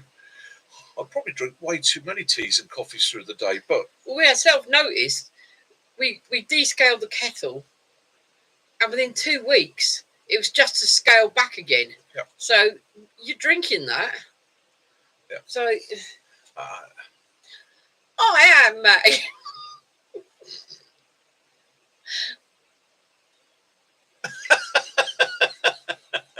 FU crew, yeah, this sounds like my kind of man. It's funny how your old shipmates will always remind you of those moments, isn't it? And, you know, it's the same thing for us. It's old mates that just sit there, you forget about things, and all of a sudden you bump into them. They go, "Do you remember when you?" And you're like, "Oh my God, yeah, I haven't thought about that in years." It doesn't matter what we have to use. I just use a bottle of water at the moment, and it's cheaper than using our normal water because we're on water meter, and that's bloody expensive. Well, let's face it. If you're overseas, you got to go and find the water holes, haven't you? You got to go. You can't visit or be in port and not get ashore. Yeah, Owen. Oh, Owen, how you doing? Oh, mate, I told you he'd come in. Yeah, loved your videos. Yeah, we watched your brilliant. Vikings. The Viking reenactment. Oh, mate, that looked like fun. That really looked like fun. And the boat. Wow. Yeah. Wow. And that blacksmith, I put that comment up for that blacksmith purely and simply because he was doing the hardest form of blacksmithing you can do. So he was on coals and he was out in the open. So the secret to blacksmithing is being able to read the colour in the metal. So you'll find a lot of blacksmiths, their forges, they're I wouldn't say they're dark places, but they subdue the light, which makes the metal clearer. You're more able to see how the colours are changing to get the flow right, and also to be able to treat it properly. And for him to be working steel out in the open like that in daylight, absolutely brilliant. There was I think it's yesterday, there was a news, what things about all over the world. They'd actually found an 800-year-old Viking burial, and he was a blacksmith because he was buried with all these tools, and they're all the same as the old tools. Smashing. Yeah, smashing. And that, yeah, again, blacksmithing. I mean, it was when I first learned or first went to learn. The guy that taught me, he'd been doing it his whole life, and he turned around to me and he said, "First thing you must know, we were the original wizards." And I sort of looked at him and went, "What?" He said, "We were the original wizards." He said, "Those first blacksmiths took stone and created bronze and tin." Except around the campfire, Mac. He said, to everybody outside of them, it would have been a form of magic. Yeah. He said it would have been the most incredible thing. He said, if you think about how things have evolved, he said the blacksmith is probably one of the most important innovators. They used to pull teeth, didn't they, as well? Yeah, of all time, because for hundreds and hundreds and hundreds and hundreds of years, if you wanted something made of metal, you went to a blacksmith. How many blacksmiths invented things like plowshares and so on, and redesigned tools, equipment, and that for their area? Yeah, because if their plough broke, they're screwed. Yeah, well, a guy would come to them, farmer or a lumberjack or anybody comes to him and says, "I need a tool to do such and such," and it would be the blacksmith that would look at it, draw us a picture, show me roughly what you want. Yeah, I can make this, and then he'd look at it and go, "Oh, I can tweak that." Yeah, he'd make the chains for the pots to hang over the fires. And, yeah. They were absolute innovators. I'm very Mac, very. you have to do that. Tales around the basher. Yeah, I'm very proud of my time doing it because it gave me a link into history. Hi, Benny. Loved it. That's a cat left yet, or she's still hanging about? is he? You poor bugger. Benny, I'm going to send you up a CD of me talking. So what you can do is put it on quietly at night with the cat there. So just put it on gently in the background. You can acclimatise him. That will stop him leaping out the window and doing a runner every time he hears my voice. Yeah, of course, because when Katrina's daughter, Ayla, had her naming ceremony, you made her that moon, half the crescent moon on a stand. Yeah. She's got in a bedroom with fairy lights on there. Yeah, as Lisa's, blacksmithing. It's definitely a young man's game. My hands are shot, my joints and my wrists especially struggle now. Hence, I'm retiring from it. I've had my time.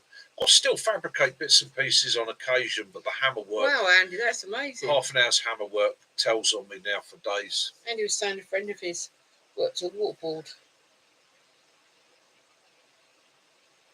Wow. Oh, fantastic. That's really amazing. I bet that was yeah. It's history, isn't it? Yeah. I've got a stone cannonball, like I've told you, and I keep meaning to ask my mother where she found it. I'm pretty sure that her and my dad found it, and they were down near Dover. Which day would you like to go to Stockbridge? Whichever day you want, Matt. Wednesday. Yeah, Tuesday, I've got to go. I've got gas inspection. Gas inspection on Wednesday. Okay, doke. Wednesday. Yeah, Wednesday, Matt.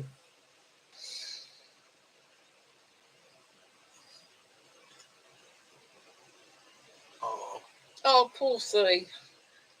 Oh, 9 years old. That's old cat years. Maybe what I'll do, Benny, everybody's going to have to just bear with this. Well, you're going to start talking like that so you don't freak out Benny's cat. That's probably why she's blind. What's that? Well, he said she's going a bit blind. Yeah, she's hearing my voice. Yeah, thinking, oh my God, it's my time. Sorry. Don't go to the light, pussy.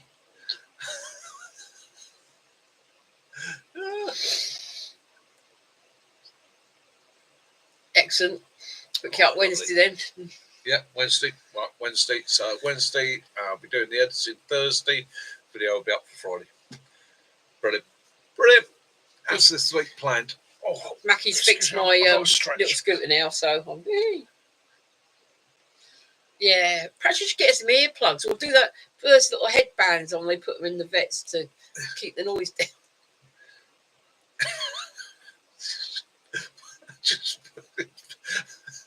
I just had a mental image of a cat walking in with this white bag on its head like a member of the Ku Klux Klan. Not a bag, it's a headband. No, but that was the image I got. Little piggy eyes. Oh dear. I just hope I haven't offended anybody by saying that. Yeah, it's a shame. Carol next door, her hitch. Yeah, she's lost one of hers last week, so was she. Yeah. And again, he was 21. I'm not really a cat person, as I first admit, but I would never harm her. And at the end of the day, that's somebody's. Yeah. Some people like cats. Some people like dogs. Some people like giant snails. Yeah, it's not my thing, but. Yeah, Benny, how's the car going, mate? Any news?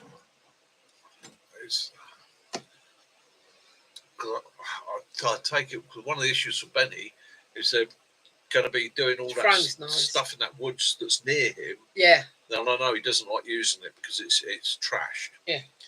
So he's stuck. He's like me. If I haven't got the car, I've only got what I got locally in work. It's like Jason, isn't it? He lent his son his Range Rover to his son because his son's hadn't all his work done in his car, and now his son's got his car done. Jason's Range Rover won't start.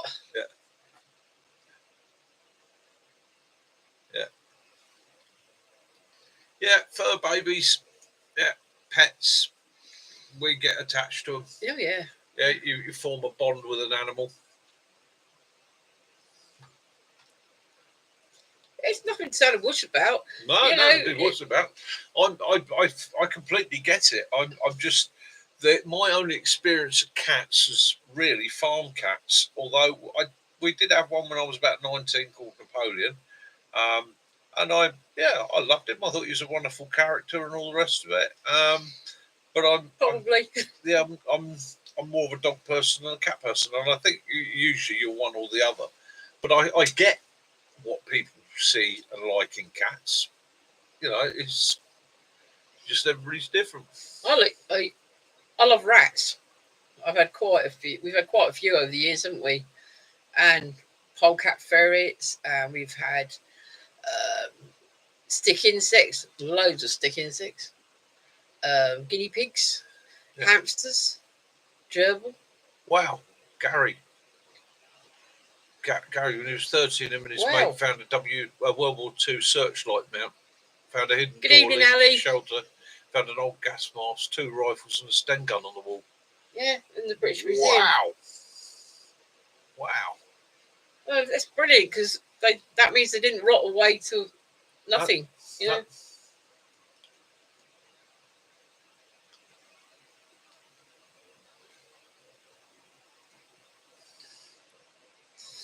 Cats often put dogs in their place, don't they? Don't worry about it, Benny. It's work, isn't it? You got to grab it when you can.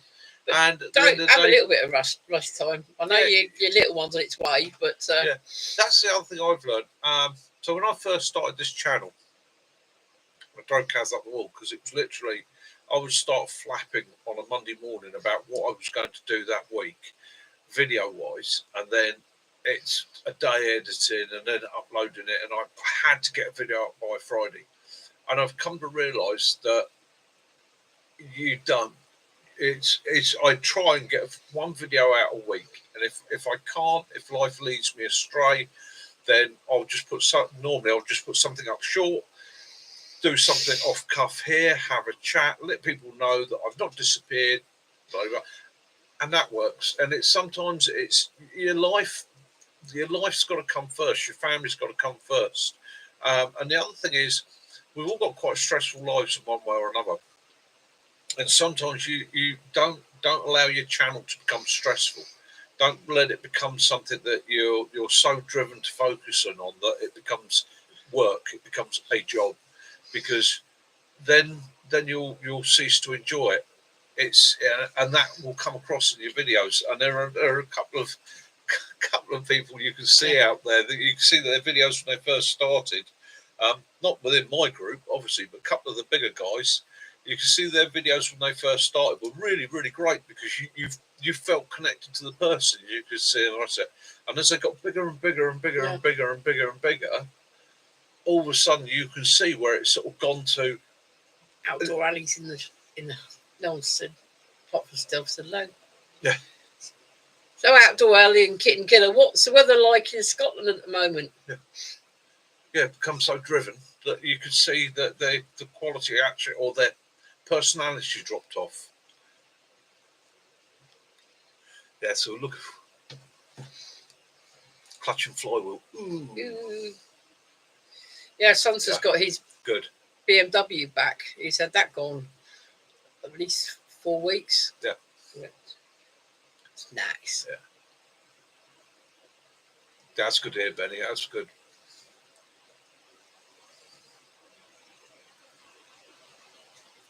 Yeah. That's no trouble when you try new apps, isn't it? And they turn out to be rubbish. Isn't it?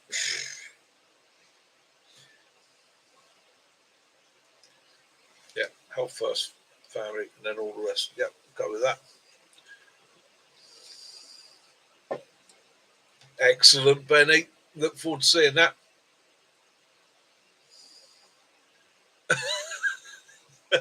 Yeah, very apps. Nice. Yeah, it's been quite a nice couple of days here, isn't it? Yeah. It gets cold in the evenings, which is quite unusual for mid-May. Do you want me to turn that fan off out there now? That temperature's come down. Yeah, I'll just go turn the fan off. Don't need that on now. Oh.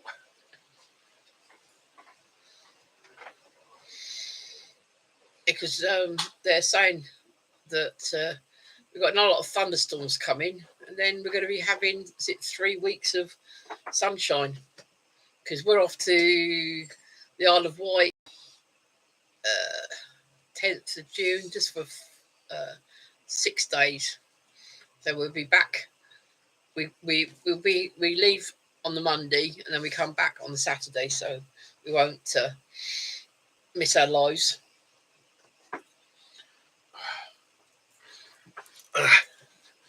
There's another one for you as well. Map reading. Guys, do me a favour. If you're going to buy a compass, get it from a proper camping supplier. Get a proper compass. Doesn't matter which make, get a proper compass. Don't buy a compass from AliExpress That's or fine, Temu Benny.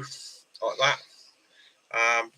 That one does work, okay, but it's actually 10 degrees out. Okay, so if I was relying on that for navigation, I'd be 10 degrees out permanently, which over short distances isn't a problem. Yeah. But over long distances will become a nightmare. So, yeah, just a furtherance to my map reading thing. It's, if you're going to buy a compass, buy a quality one. Keep it away from metal. Keep it away from electronics. Okay, and check it on a regular basis. And the easiest way to do that, confirm your north. At home, work out which way is magnetic north and so on, and mark it somewhere.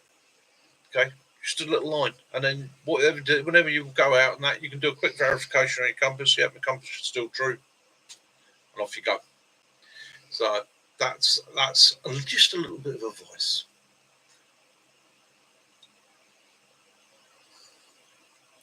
Excellent. Oh, mate, Andy, I can't help you with trainers, mate. Unfortunately, I'm a person that doesn't wear trainers. I'm nearly always in boots. Which I know it's not good for my feet, but that's just what I'm used to wearing. I don't know if Skechers do ones that have got good support. I mean, so anyone in the room knows some good support trainers for Andy? I don't know, Benny. See, a good point there. So your compass is built into a survival kit. Now, it depends how they built the compass. If they built the compass some companies actually make compasses to be resistant to very nice. outside influences like metal and electronics and so on. They're usually quite expensive. Good one, Timmy. But you can get them. Best thing to do, I'd say, mate, is basically work out a true north where you are and just do a verification on it.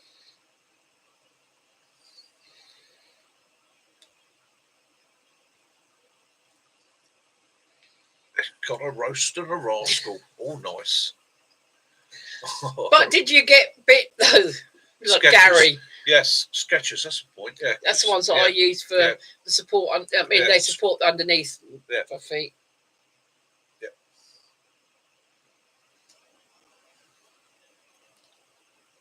New Balance. I've heard of those.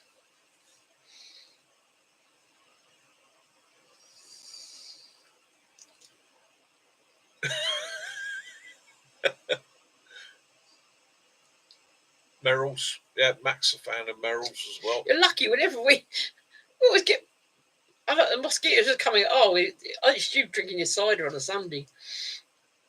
Yeah. Mozzies always bite my butt.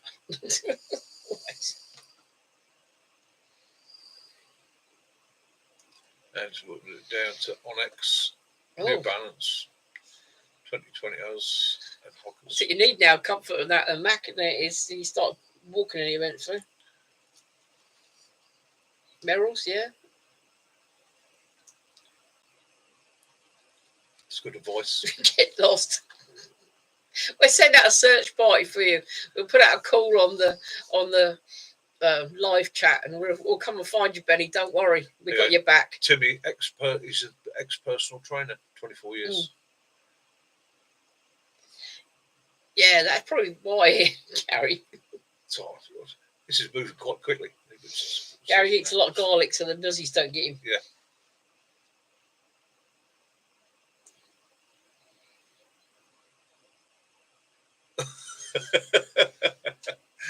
Yeah, I won't get lost, Benny.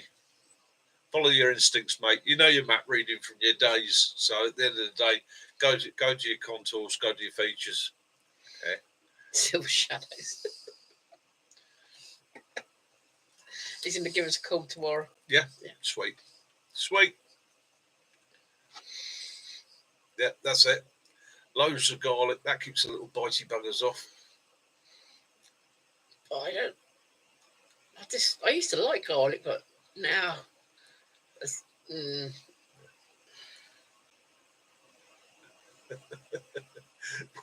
Okie doke. Mendel GTXs, yeah. Oh, I'm sorry, guys. Very rude of me. I'm spending too much time reading this, not enough time talking. So, Rooksfoot, hiya, mate. You look through things and you start seeing the prices, and it starts you going like you have like a panic attack. It's yeah.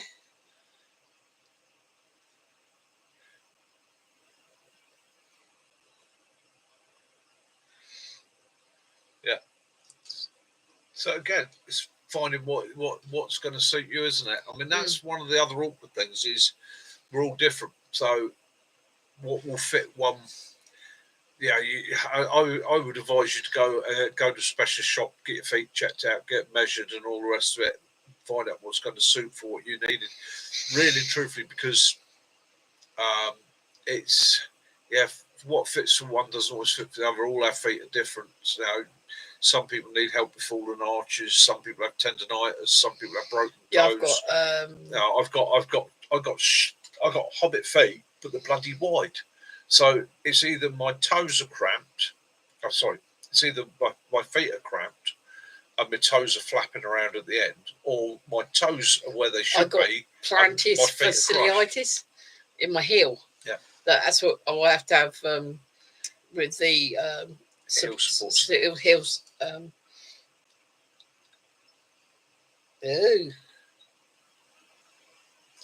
Left foot's longer than right foot. Yeah, that's quite common. That's quite common, and also, I bet you'll find that your right foot is also your lead foot. Clarks, Clarks.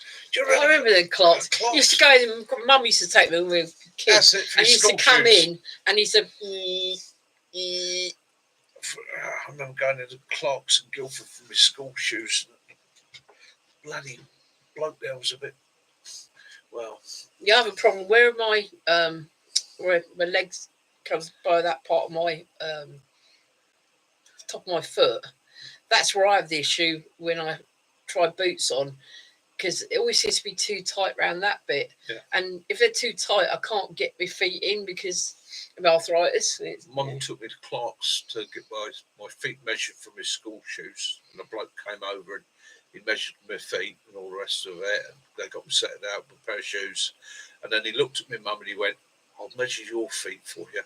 I really like measuring women's feet." Oh! Never went back there ever again. I remember Mum's like, "Come on, we're going." Yeah, and he said it's a Somerset thing.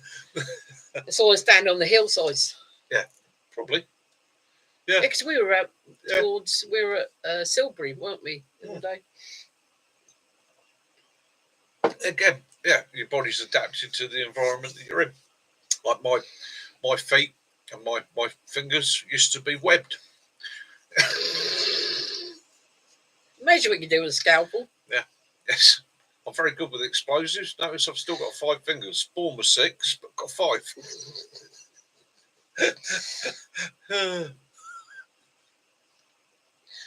Oh, military black pumps. Oh dear. Oh no.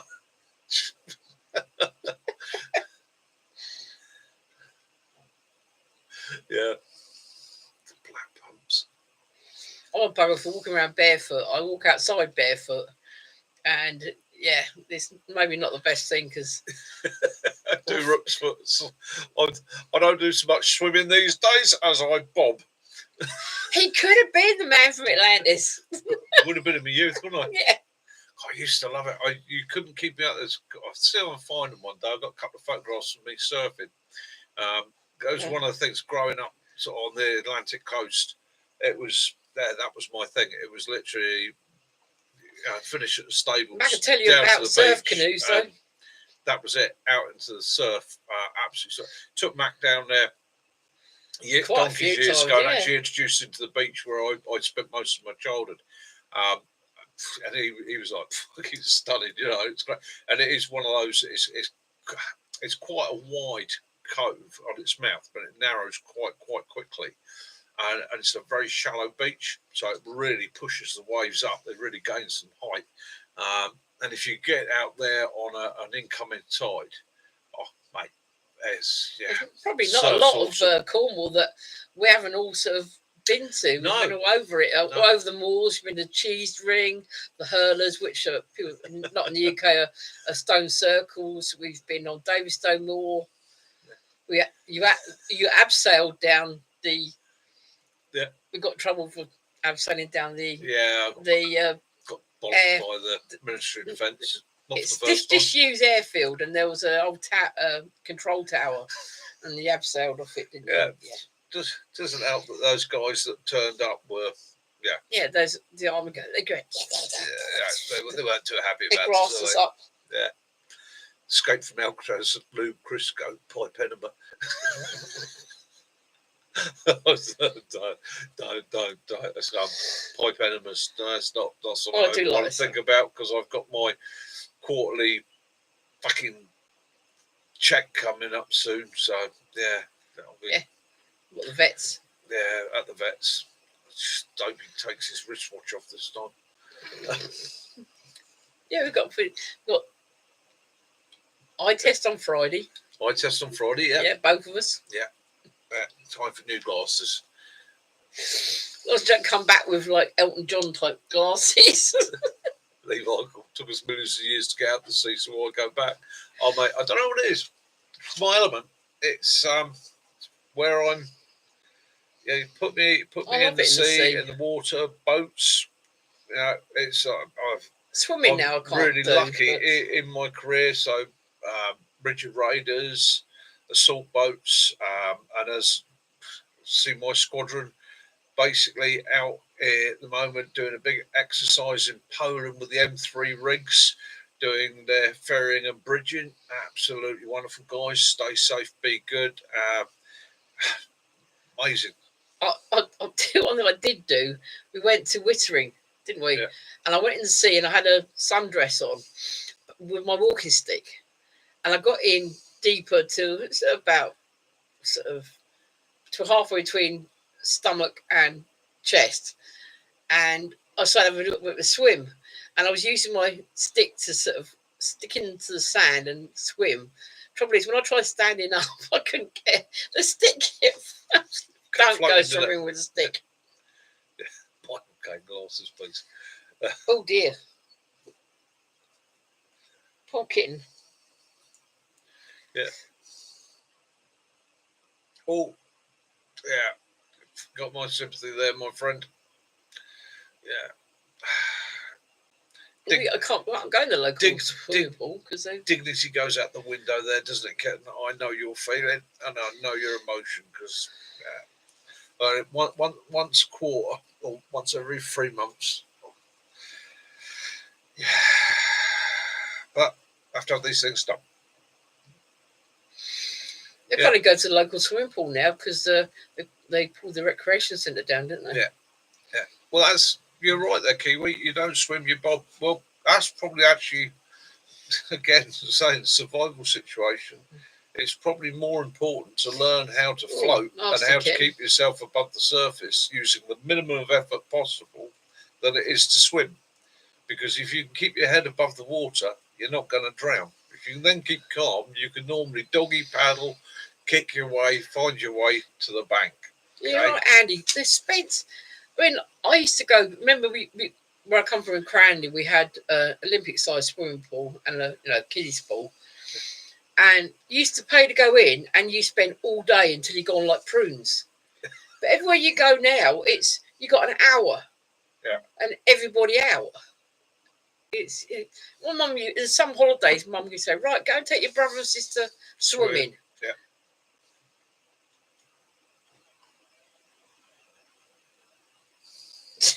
Really? Well, Derek, I have to have what do they call it? A nurse that comes with me and holds my hand. Bloody hell! What do they call it? Chaperone. Yes. That's it. My doctor for my he will not do it unless I've got a chaperone, and yeah, it makes it bloody awkward because the last chaperone I had was this very, very pretty and very, very petite little Thai lady who's about 19 years old, who's staring into my eyes and stroking my hand, going, there, be over in a minute. This dignity's gone even bloody further out the window. Mac helped our boys with swimming, didn't he, Mac? Yeah. In the canal near Odeon. Yeah, it makes it worse. Yeah. It's always, I mean, as you say, Derek, these people, they're trying to be caring. They go, there, it's all right, and you're like, actually, just go away. Just go away. Yeah. Just, my dignity's gone bad enough out the window. I don't need you making me feel even worse. Yeah.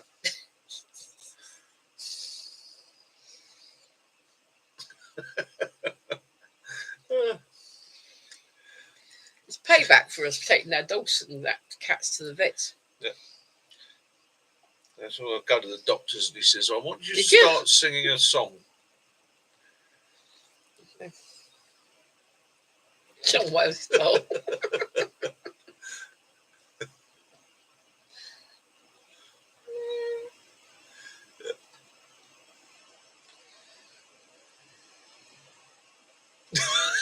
Did she give you a bed bath? Katrina, Yeah, if you have panic attacks, stay away from the water.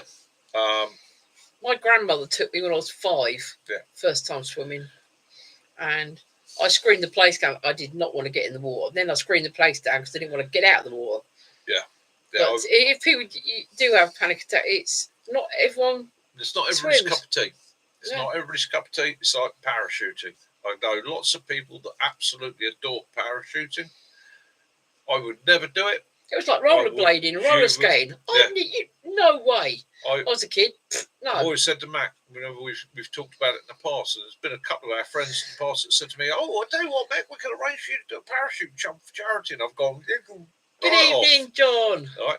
I couldn't do parachuting because you'd hear me screaming from the moment I left the plane to long after I hit the ground. Okay, it's as simple as that. I don't do heights, hate heights, loathe heights. It's not my cup of tea. Put me in a boat, speed. Yeah. John's just coming. He's sort of quickly getting in and out. Hi, John. How you doing, mate? Hope you're good. It's not. Oh no. Oh no, mate. No. It's not good. Oh, John. That's mate. Commiserations, my brother. Oh, that's not what you need. Not what you need. That's a twat. Yeah. Yeah. Kiwi likes body surfing. Yeah, I've never been much good at body surfing. I need a board myself. I've got too much drag. That's understandable then, Katrina, why. That's yeah. People are so stupid when it comes around to water. Yeah. Yeah, well, that will put you off. John, I didn't die. Yeah. Oh, mate. That's it. Sense of humour in the face of adversity. Congrats, in the UK, brother. it's really hard to see the dentist, isn't it? Oh, yeah. You couldn't say, "Oh, I've broken something. I'll go and see. I'll see a dentist tomorrow." It'd be, "Oh, we can fit you in 3 weeks." Yeah, I couldn't parachute. No, I couldn't. No, So, can't jump. Won't jump out of parachute. the stupid thing is, I like abseiling. I don't like climbing, but I love abseiling. And I think that comes from being put into a situation where I had no choice. And it really was one where I didn't have a choice. It was like, you are going to do this, do it once. But the course was that good that I got absolute confidence in the kit. And I think once I'd done it a couple of times, that confidence in that kit encouraged me to be happy going down.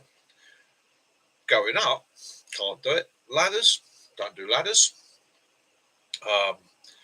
Yeah, just loathe heights, absolutely loathe it, and it's stupid because I've been in aircraft, I've been in the doors of helicopters, I've been on the tail of a Chinook, looking out the You've view. been a little crop spraying plane, Yeah, helicopter, tiny little thing. Yeah, that was one of the worst things I ever did. Actually, I'd crop. They were spraying bracken for the Ministry of Defence, and they were New Zealanders, weren't they? And they come in. They go all over the world doing like this low-level crop Oh, well done, spraying, Nicky. and these tiny helicopters. And the guy said, "I need to know what areas you've got. So you want to jump in with me? We're going to go out and fly around and look at the areas we're going to spray and all the rest of it." Bloody hell. Frightened the life out of me. Absolutely terrified me. I started off with the impression I was going to get the old camera phone and film it. And I said to him, I said, not going up high, are you? He went, no. He said, I'm only flying at about 15 feet, 20 feet. He said, we're spraying. He said, well, I'll be down below the tree height, which he was. He's flying down I can't describe it. Absolutely terrifying. And he was saying Nicky did abseiling rock climbing because she was in the forces. Excellent. Yeah. The climbing side of it, I just never enjoyed. Stealth. I've absolutely loved it. You got a video out of it. Static line. Oh, yeah. Bushcraft Steve's videos up. A delicious steak cooked on a Winnowill titanium backpack stove. For anybody who wants to dive it up and have a look. He absolutely fell 70 foot. Oof. Broke his back in 3 places. Nasty.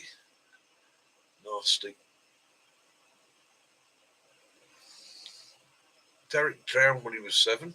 God blimey.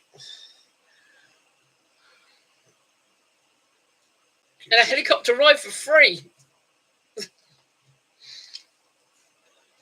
And is at New Haven to Salisbury. Excellent. Forces family then. So we all think about battle. We've always all had something that, yeah.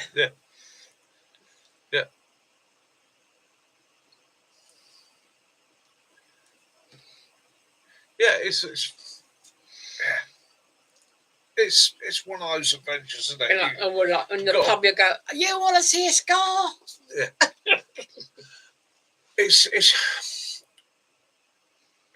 having your adventures, know your limitations. Okay, so I know my fear of heights. Matt can tell you, he's seen me do it. I just, people talk about vertigo. I think that's pretty much it. Everything seems to be doing that. And I just, you just, people say to me, oh, just push through it and overcome it. And it is very, very hard to do. So again, it's everybody's got their limitations. You don't mind natural heights; it's man-made ones. No, I can do cliffs, I can do mountains and things like that. That doesn't bother me too much.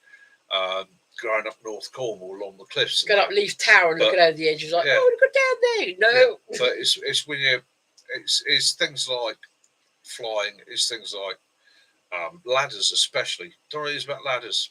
Just become almost petrified. Just literally 2 rungs up, and I'm starting to twitch.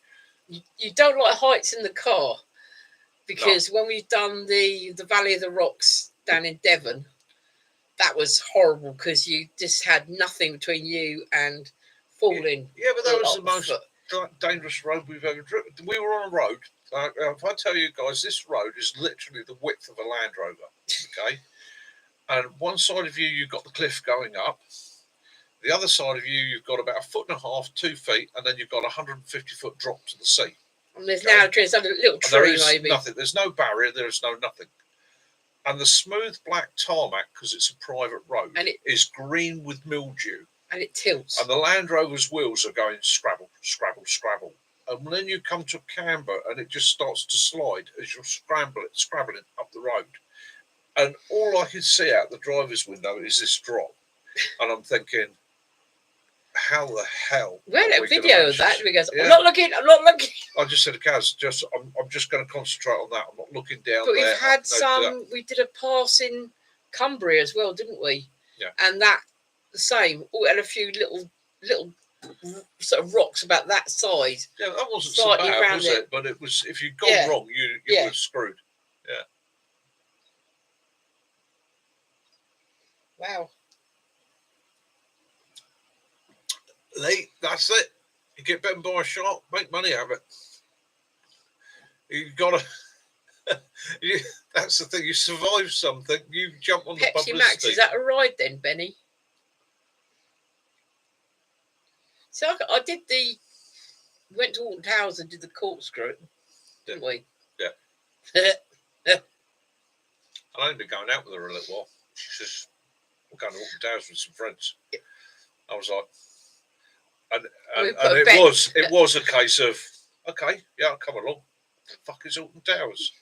And she kept on about going to the corkscrew, go do the corkscrew. Yeah, Did so the we log got flume there, first, that was fine. got there fairly early, got on the corkscrew. I don't do fairground rides either.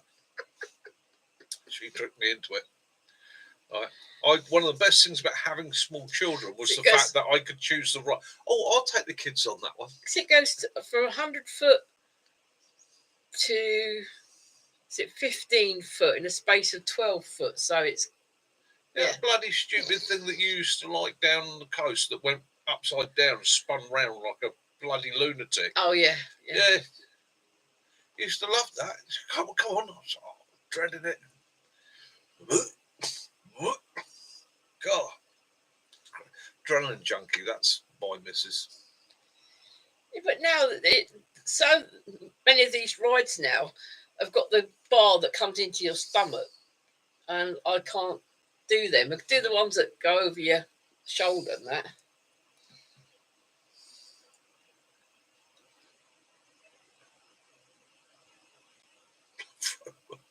Oh. Yeah. No. The old talking. I get the adrenaline thing. I get the ride thing. Yeah. We went did the corkscrew. We went on the. I just sit and watch We everybody went else on have fun. the one that was in the. There was one that you went in a roller coaster, but it's in the dark. Yeah. And a week before we went on that, one of the carriages actually come off, hadn't it? Yeah. But so you're going up and up and up and up and up, and you start this roller coaster, and it's pitch black, so you just don't know which way you're getting thrown. And Right, you're a madman. Black hole, that's it. Yeah. Oh yeah, that was.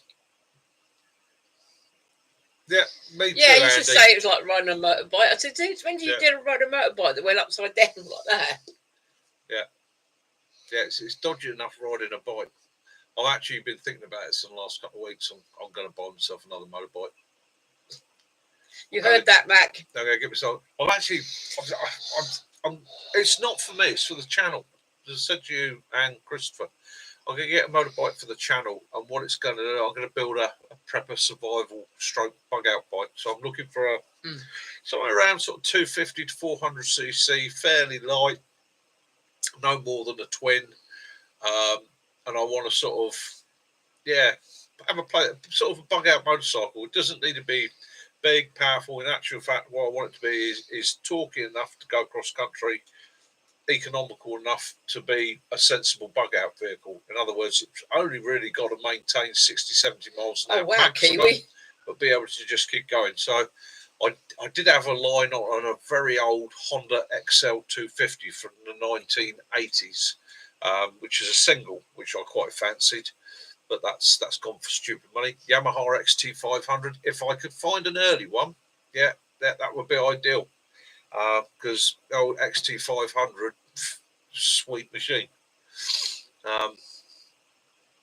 Yeah, I don't know if I'll do an inverted roller coaster. It's like the ones that go from the ones that drop that you put on down on top of the towers. Earlier the yeah. better. KLR 650, about maximum size you really want because you want to go back to economy. I did find a Z400 twin, but again, that went for stupid money. I was looking at cars today. We used Honda Transalp, loved them. Superb, great adventure bike. The only thing for me is I'm very, very short in the leg. Okay, I'm very short on the leg. It's all upper body, no legs.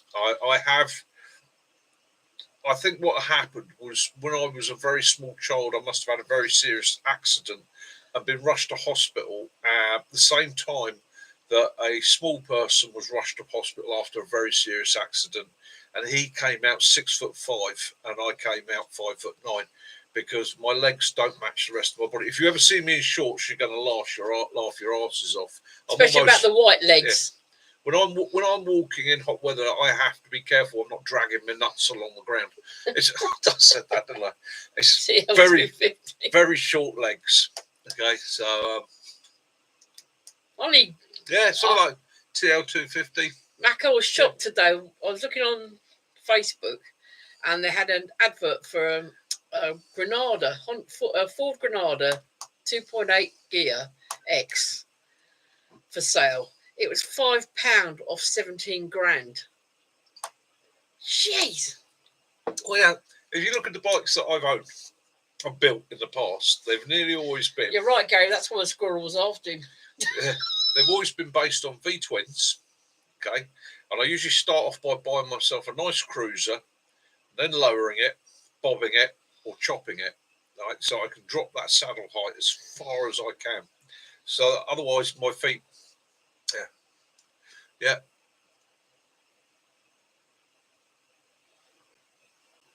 BMW K75. Had one of them. Yeah, we had one, but ding on that. Good bike. He got on it, and I thought he also had an R800. That was a nice bike like that. The only thing I never get my head around with that was the BMW Torque. You give it a blip on the throttle, and BMW riders will know what I'm talking about. You just throw me. Yeah, you said that you'd lose your license if you kept that BMW. Yes, I would have done. In fact, it was a K1000, wasn't it? Yeah. Yeah, that was fully fared. You sold that BMW and it went K1000, and at the time, I used to commute 70 miles every day, and it's all motorway, and I'd had it about 4 days. And I was coming back up the motorway, and I had this thought to myself on the motorway: why is everybody driving so bloody slowly today? When I looked down and realised that I'm doing 120 mile an hour, and because of all the fairing and the way the bike rode, it just felt like 70. It just didn't feel like I was speeding at all. I literally came home and said, Kaz, that's got to go. That's going to get me into trouble. And it was sold to a bloke who hadn't even passed his test, and he turned it into a what do you call them? A rat bike. No. A bobber. No. Cafe racer. Cafe racer. That was it. Yeah, that was the weirdest person I've ever had. I've had guys from patched motorcycle clubs come to buy motorcycles. I've had guys that are sport bike riders come to buy motorcycles. So I put the BMW up for sale, and this bloke gets hold of me and says, I'll have it. So okay, well, you've got to come and try it. So he turned up with his shorts on and his mate, and got the bike out onto the road from us. So you go take it for a test drive, and he goes, no, because I've not ridden a motorcycle before. So his mate rode it. And I said, what do you mean you've not ridden a motorcycle before? You're buying a 1,000cc bike. Yeah, but I'm going to build it. I was like, well, all right, fair enough, as long as you got the cash. He brought his mate to test ride it in shorts and flip-flops. His mate's sitting there in shorts and flip-flops. He took it for a test ride, and when he took off on it, I sort of looked at the other bloke and said, if he drops that, you're paying for it.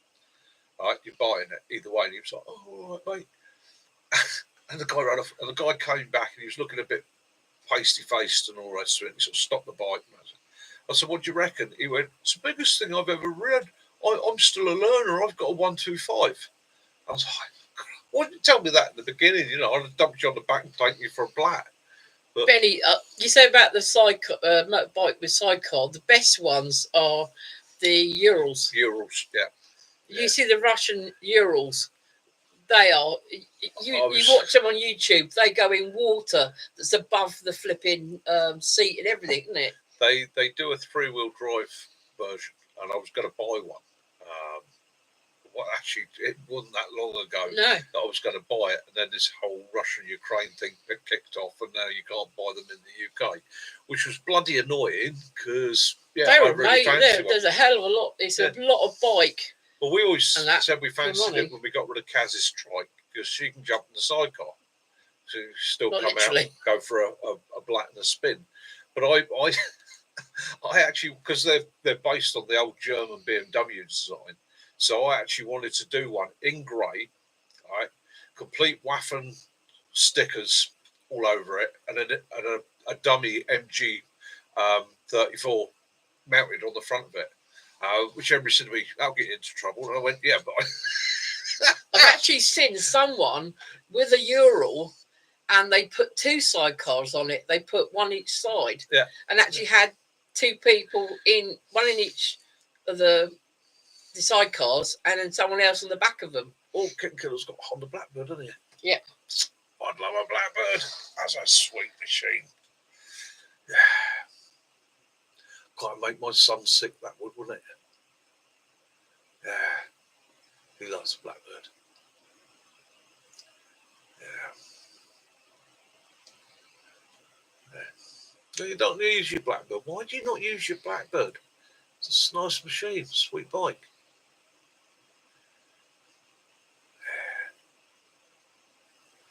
Yep, CXs. Yes, I see your CX, Andy. That's sweet. I do like that.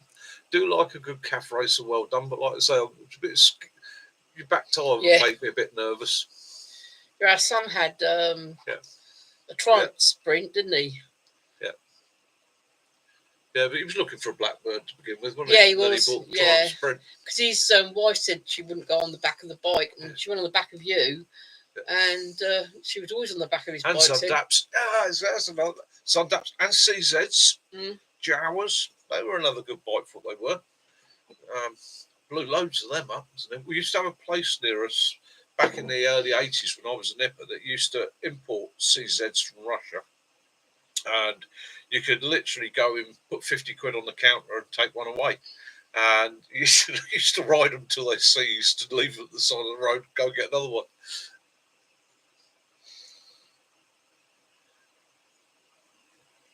Oh dear, Brooksford. Oh, right, gutted.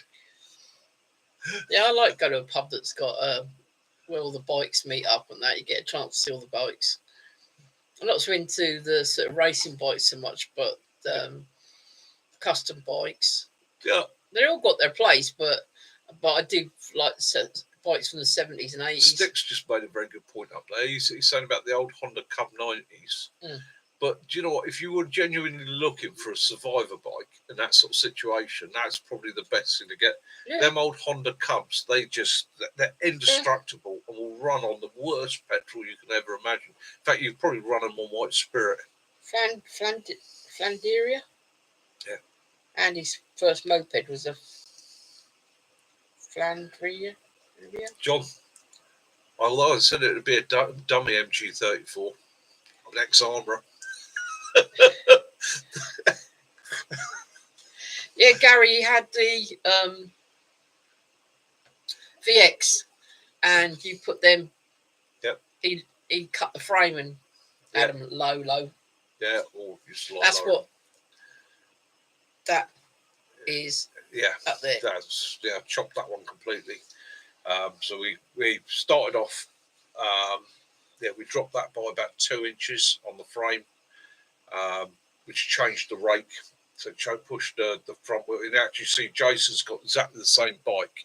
You can see how much further my front wheel's pushed out than Jason's, because it changed the rake angle on the front. So that would have been is that Candy? Yeah. Yeah. So there we go. So both these two bikes are the same bikes. That's in standard form. That's both 1100s. And that one there, as you see, it's pushed the front forks further forward, lowered the frame height on it, dropped the seat height, so you can see Jason's butt compared to mine. And then obviously with the apes and that. Night, Ray. Nice to see you again. Which made it handle straight line. That was sweet. Yeah, and at one point he had staged it.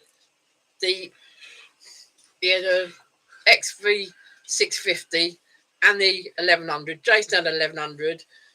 Our son had the 1100. Mm-hmm. Our friend Steve had 1100. So they're all VXs. Yeah. XV, sorry. XVs. Yeah. But the best one, or I think the best. Like Gary. Best fun on cruises I've ever had. I had a Kawasaki Vulcan 900, and that really did fly. That was tuned to buggery. We really went to town on that. Go on, Stealth. You do it. That bugger was a flyer. He said he did a ride, but he kept calling people dickheads. Yeah. You do it, mate. You do it. You do it when we go, yeah, look, what a dickhead. He was a numpty. I've been known to pull up next to people at the lights, tap on the window, and they've dropped the window, look at them, and go, "Were you born that fucking stupid, you dickhead?" Yeah, tell them as it is. You know, it's part of the stress relief. Get it out of your system.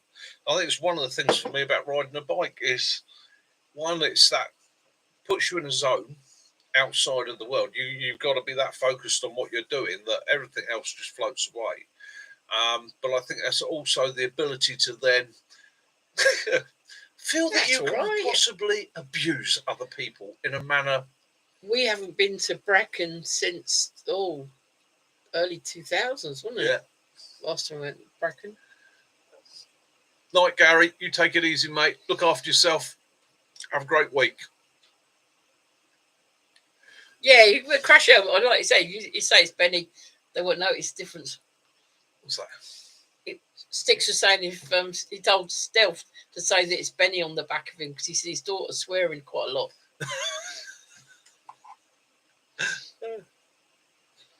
It's been over 2 hours. Yeah, that's been over 2 hours. Oh, well, that evening went quick, didn't it? Right, guys, what we're going to do, we're going to wind it up in a minute. Right, so the last subject of the evening is I'm going to have, what am I going to have? I'm going to have an apple fibre yoghurt. You're having an apple fibre and I may have a piece of toast with Marmite. I fancy cheese toasty. Just a single one. Mm-hmm. Cheese toasty with a bit of onion. Yeah, I think a cheese toasty. Andy, take it easy, mate. Yeah, I hope you find the right shoes for you. Have a good week, my brother, and enjoy yourselves. Everyone have a good week. Hopefully the weather will be good for us. Yes, hopefully it will. I will see you on Wednesday, Mac. We go and do our... Right, in that case, what I'll do, I'll say we'll wind up now, and I'll give you guys a chance to say good night to one another. We'll speak to you tomorrow night, Benny. Do that usual one out, we certainly will. But I will talk quietly, Benny, so the cat doesn't hear me over the phone.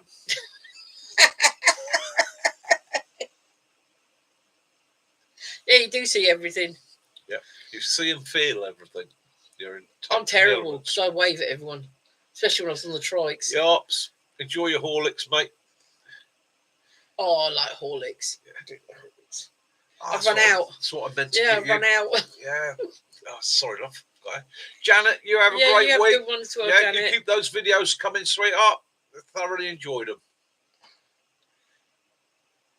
Good night, BJ. Have a good week, my friend. BJ, all my American friends, stay safe, enjoy yourselves, have fun, be good. Well, that sounds nice, John. Ooh, what chicken enchiladas? What chicken enchiladas? I hope you sort your teeth out tomorrow. Oh, mate. Still hope your knee gets sorted out. The humanity of it, the suffering of it. What time? 11? Yeah. About 11, Mac? About 11, Mac. John, I'm not. Night, Martin. Just for you, I'm not going to have a cheese toasty tonight. It will just be a cheese sandwich, and I'm going to dip it in soup. There you go. I'm coming out in sympathy with you, brother. I will suffer alongside you. Yeah, take it easy, Martin. We'll speak to you soon. Martin, take it easy. Be good, my... Oh, mate. Yeah, we got to get together. We got to get together, me and Martin. Rooksfoot, you take care, mate. Have fun.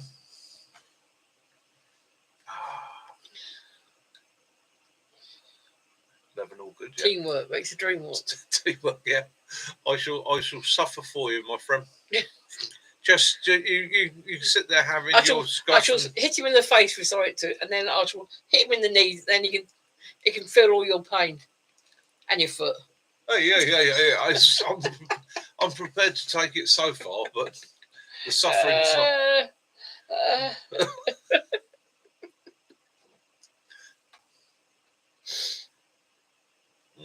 And that was really nice. I really enjoyed that. Well, so tonight I only have one bottle. I did enjoy that. That mango cider was absolutely stunning, which has left me with an orchard pig for next Sunday. Thank you very much, Morrison's. Yes. All right, guys. Good night. Take care.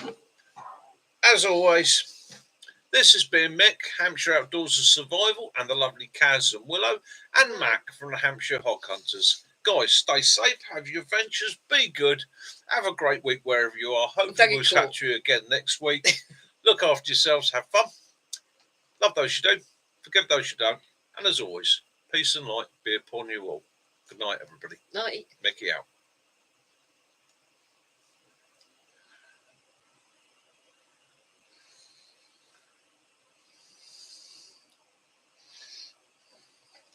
Cheers, BJ. All the best to you and your family. Love and kisses to you all. Derek, have a great day, my brother. Yeah, that's it. Night all.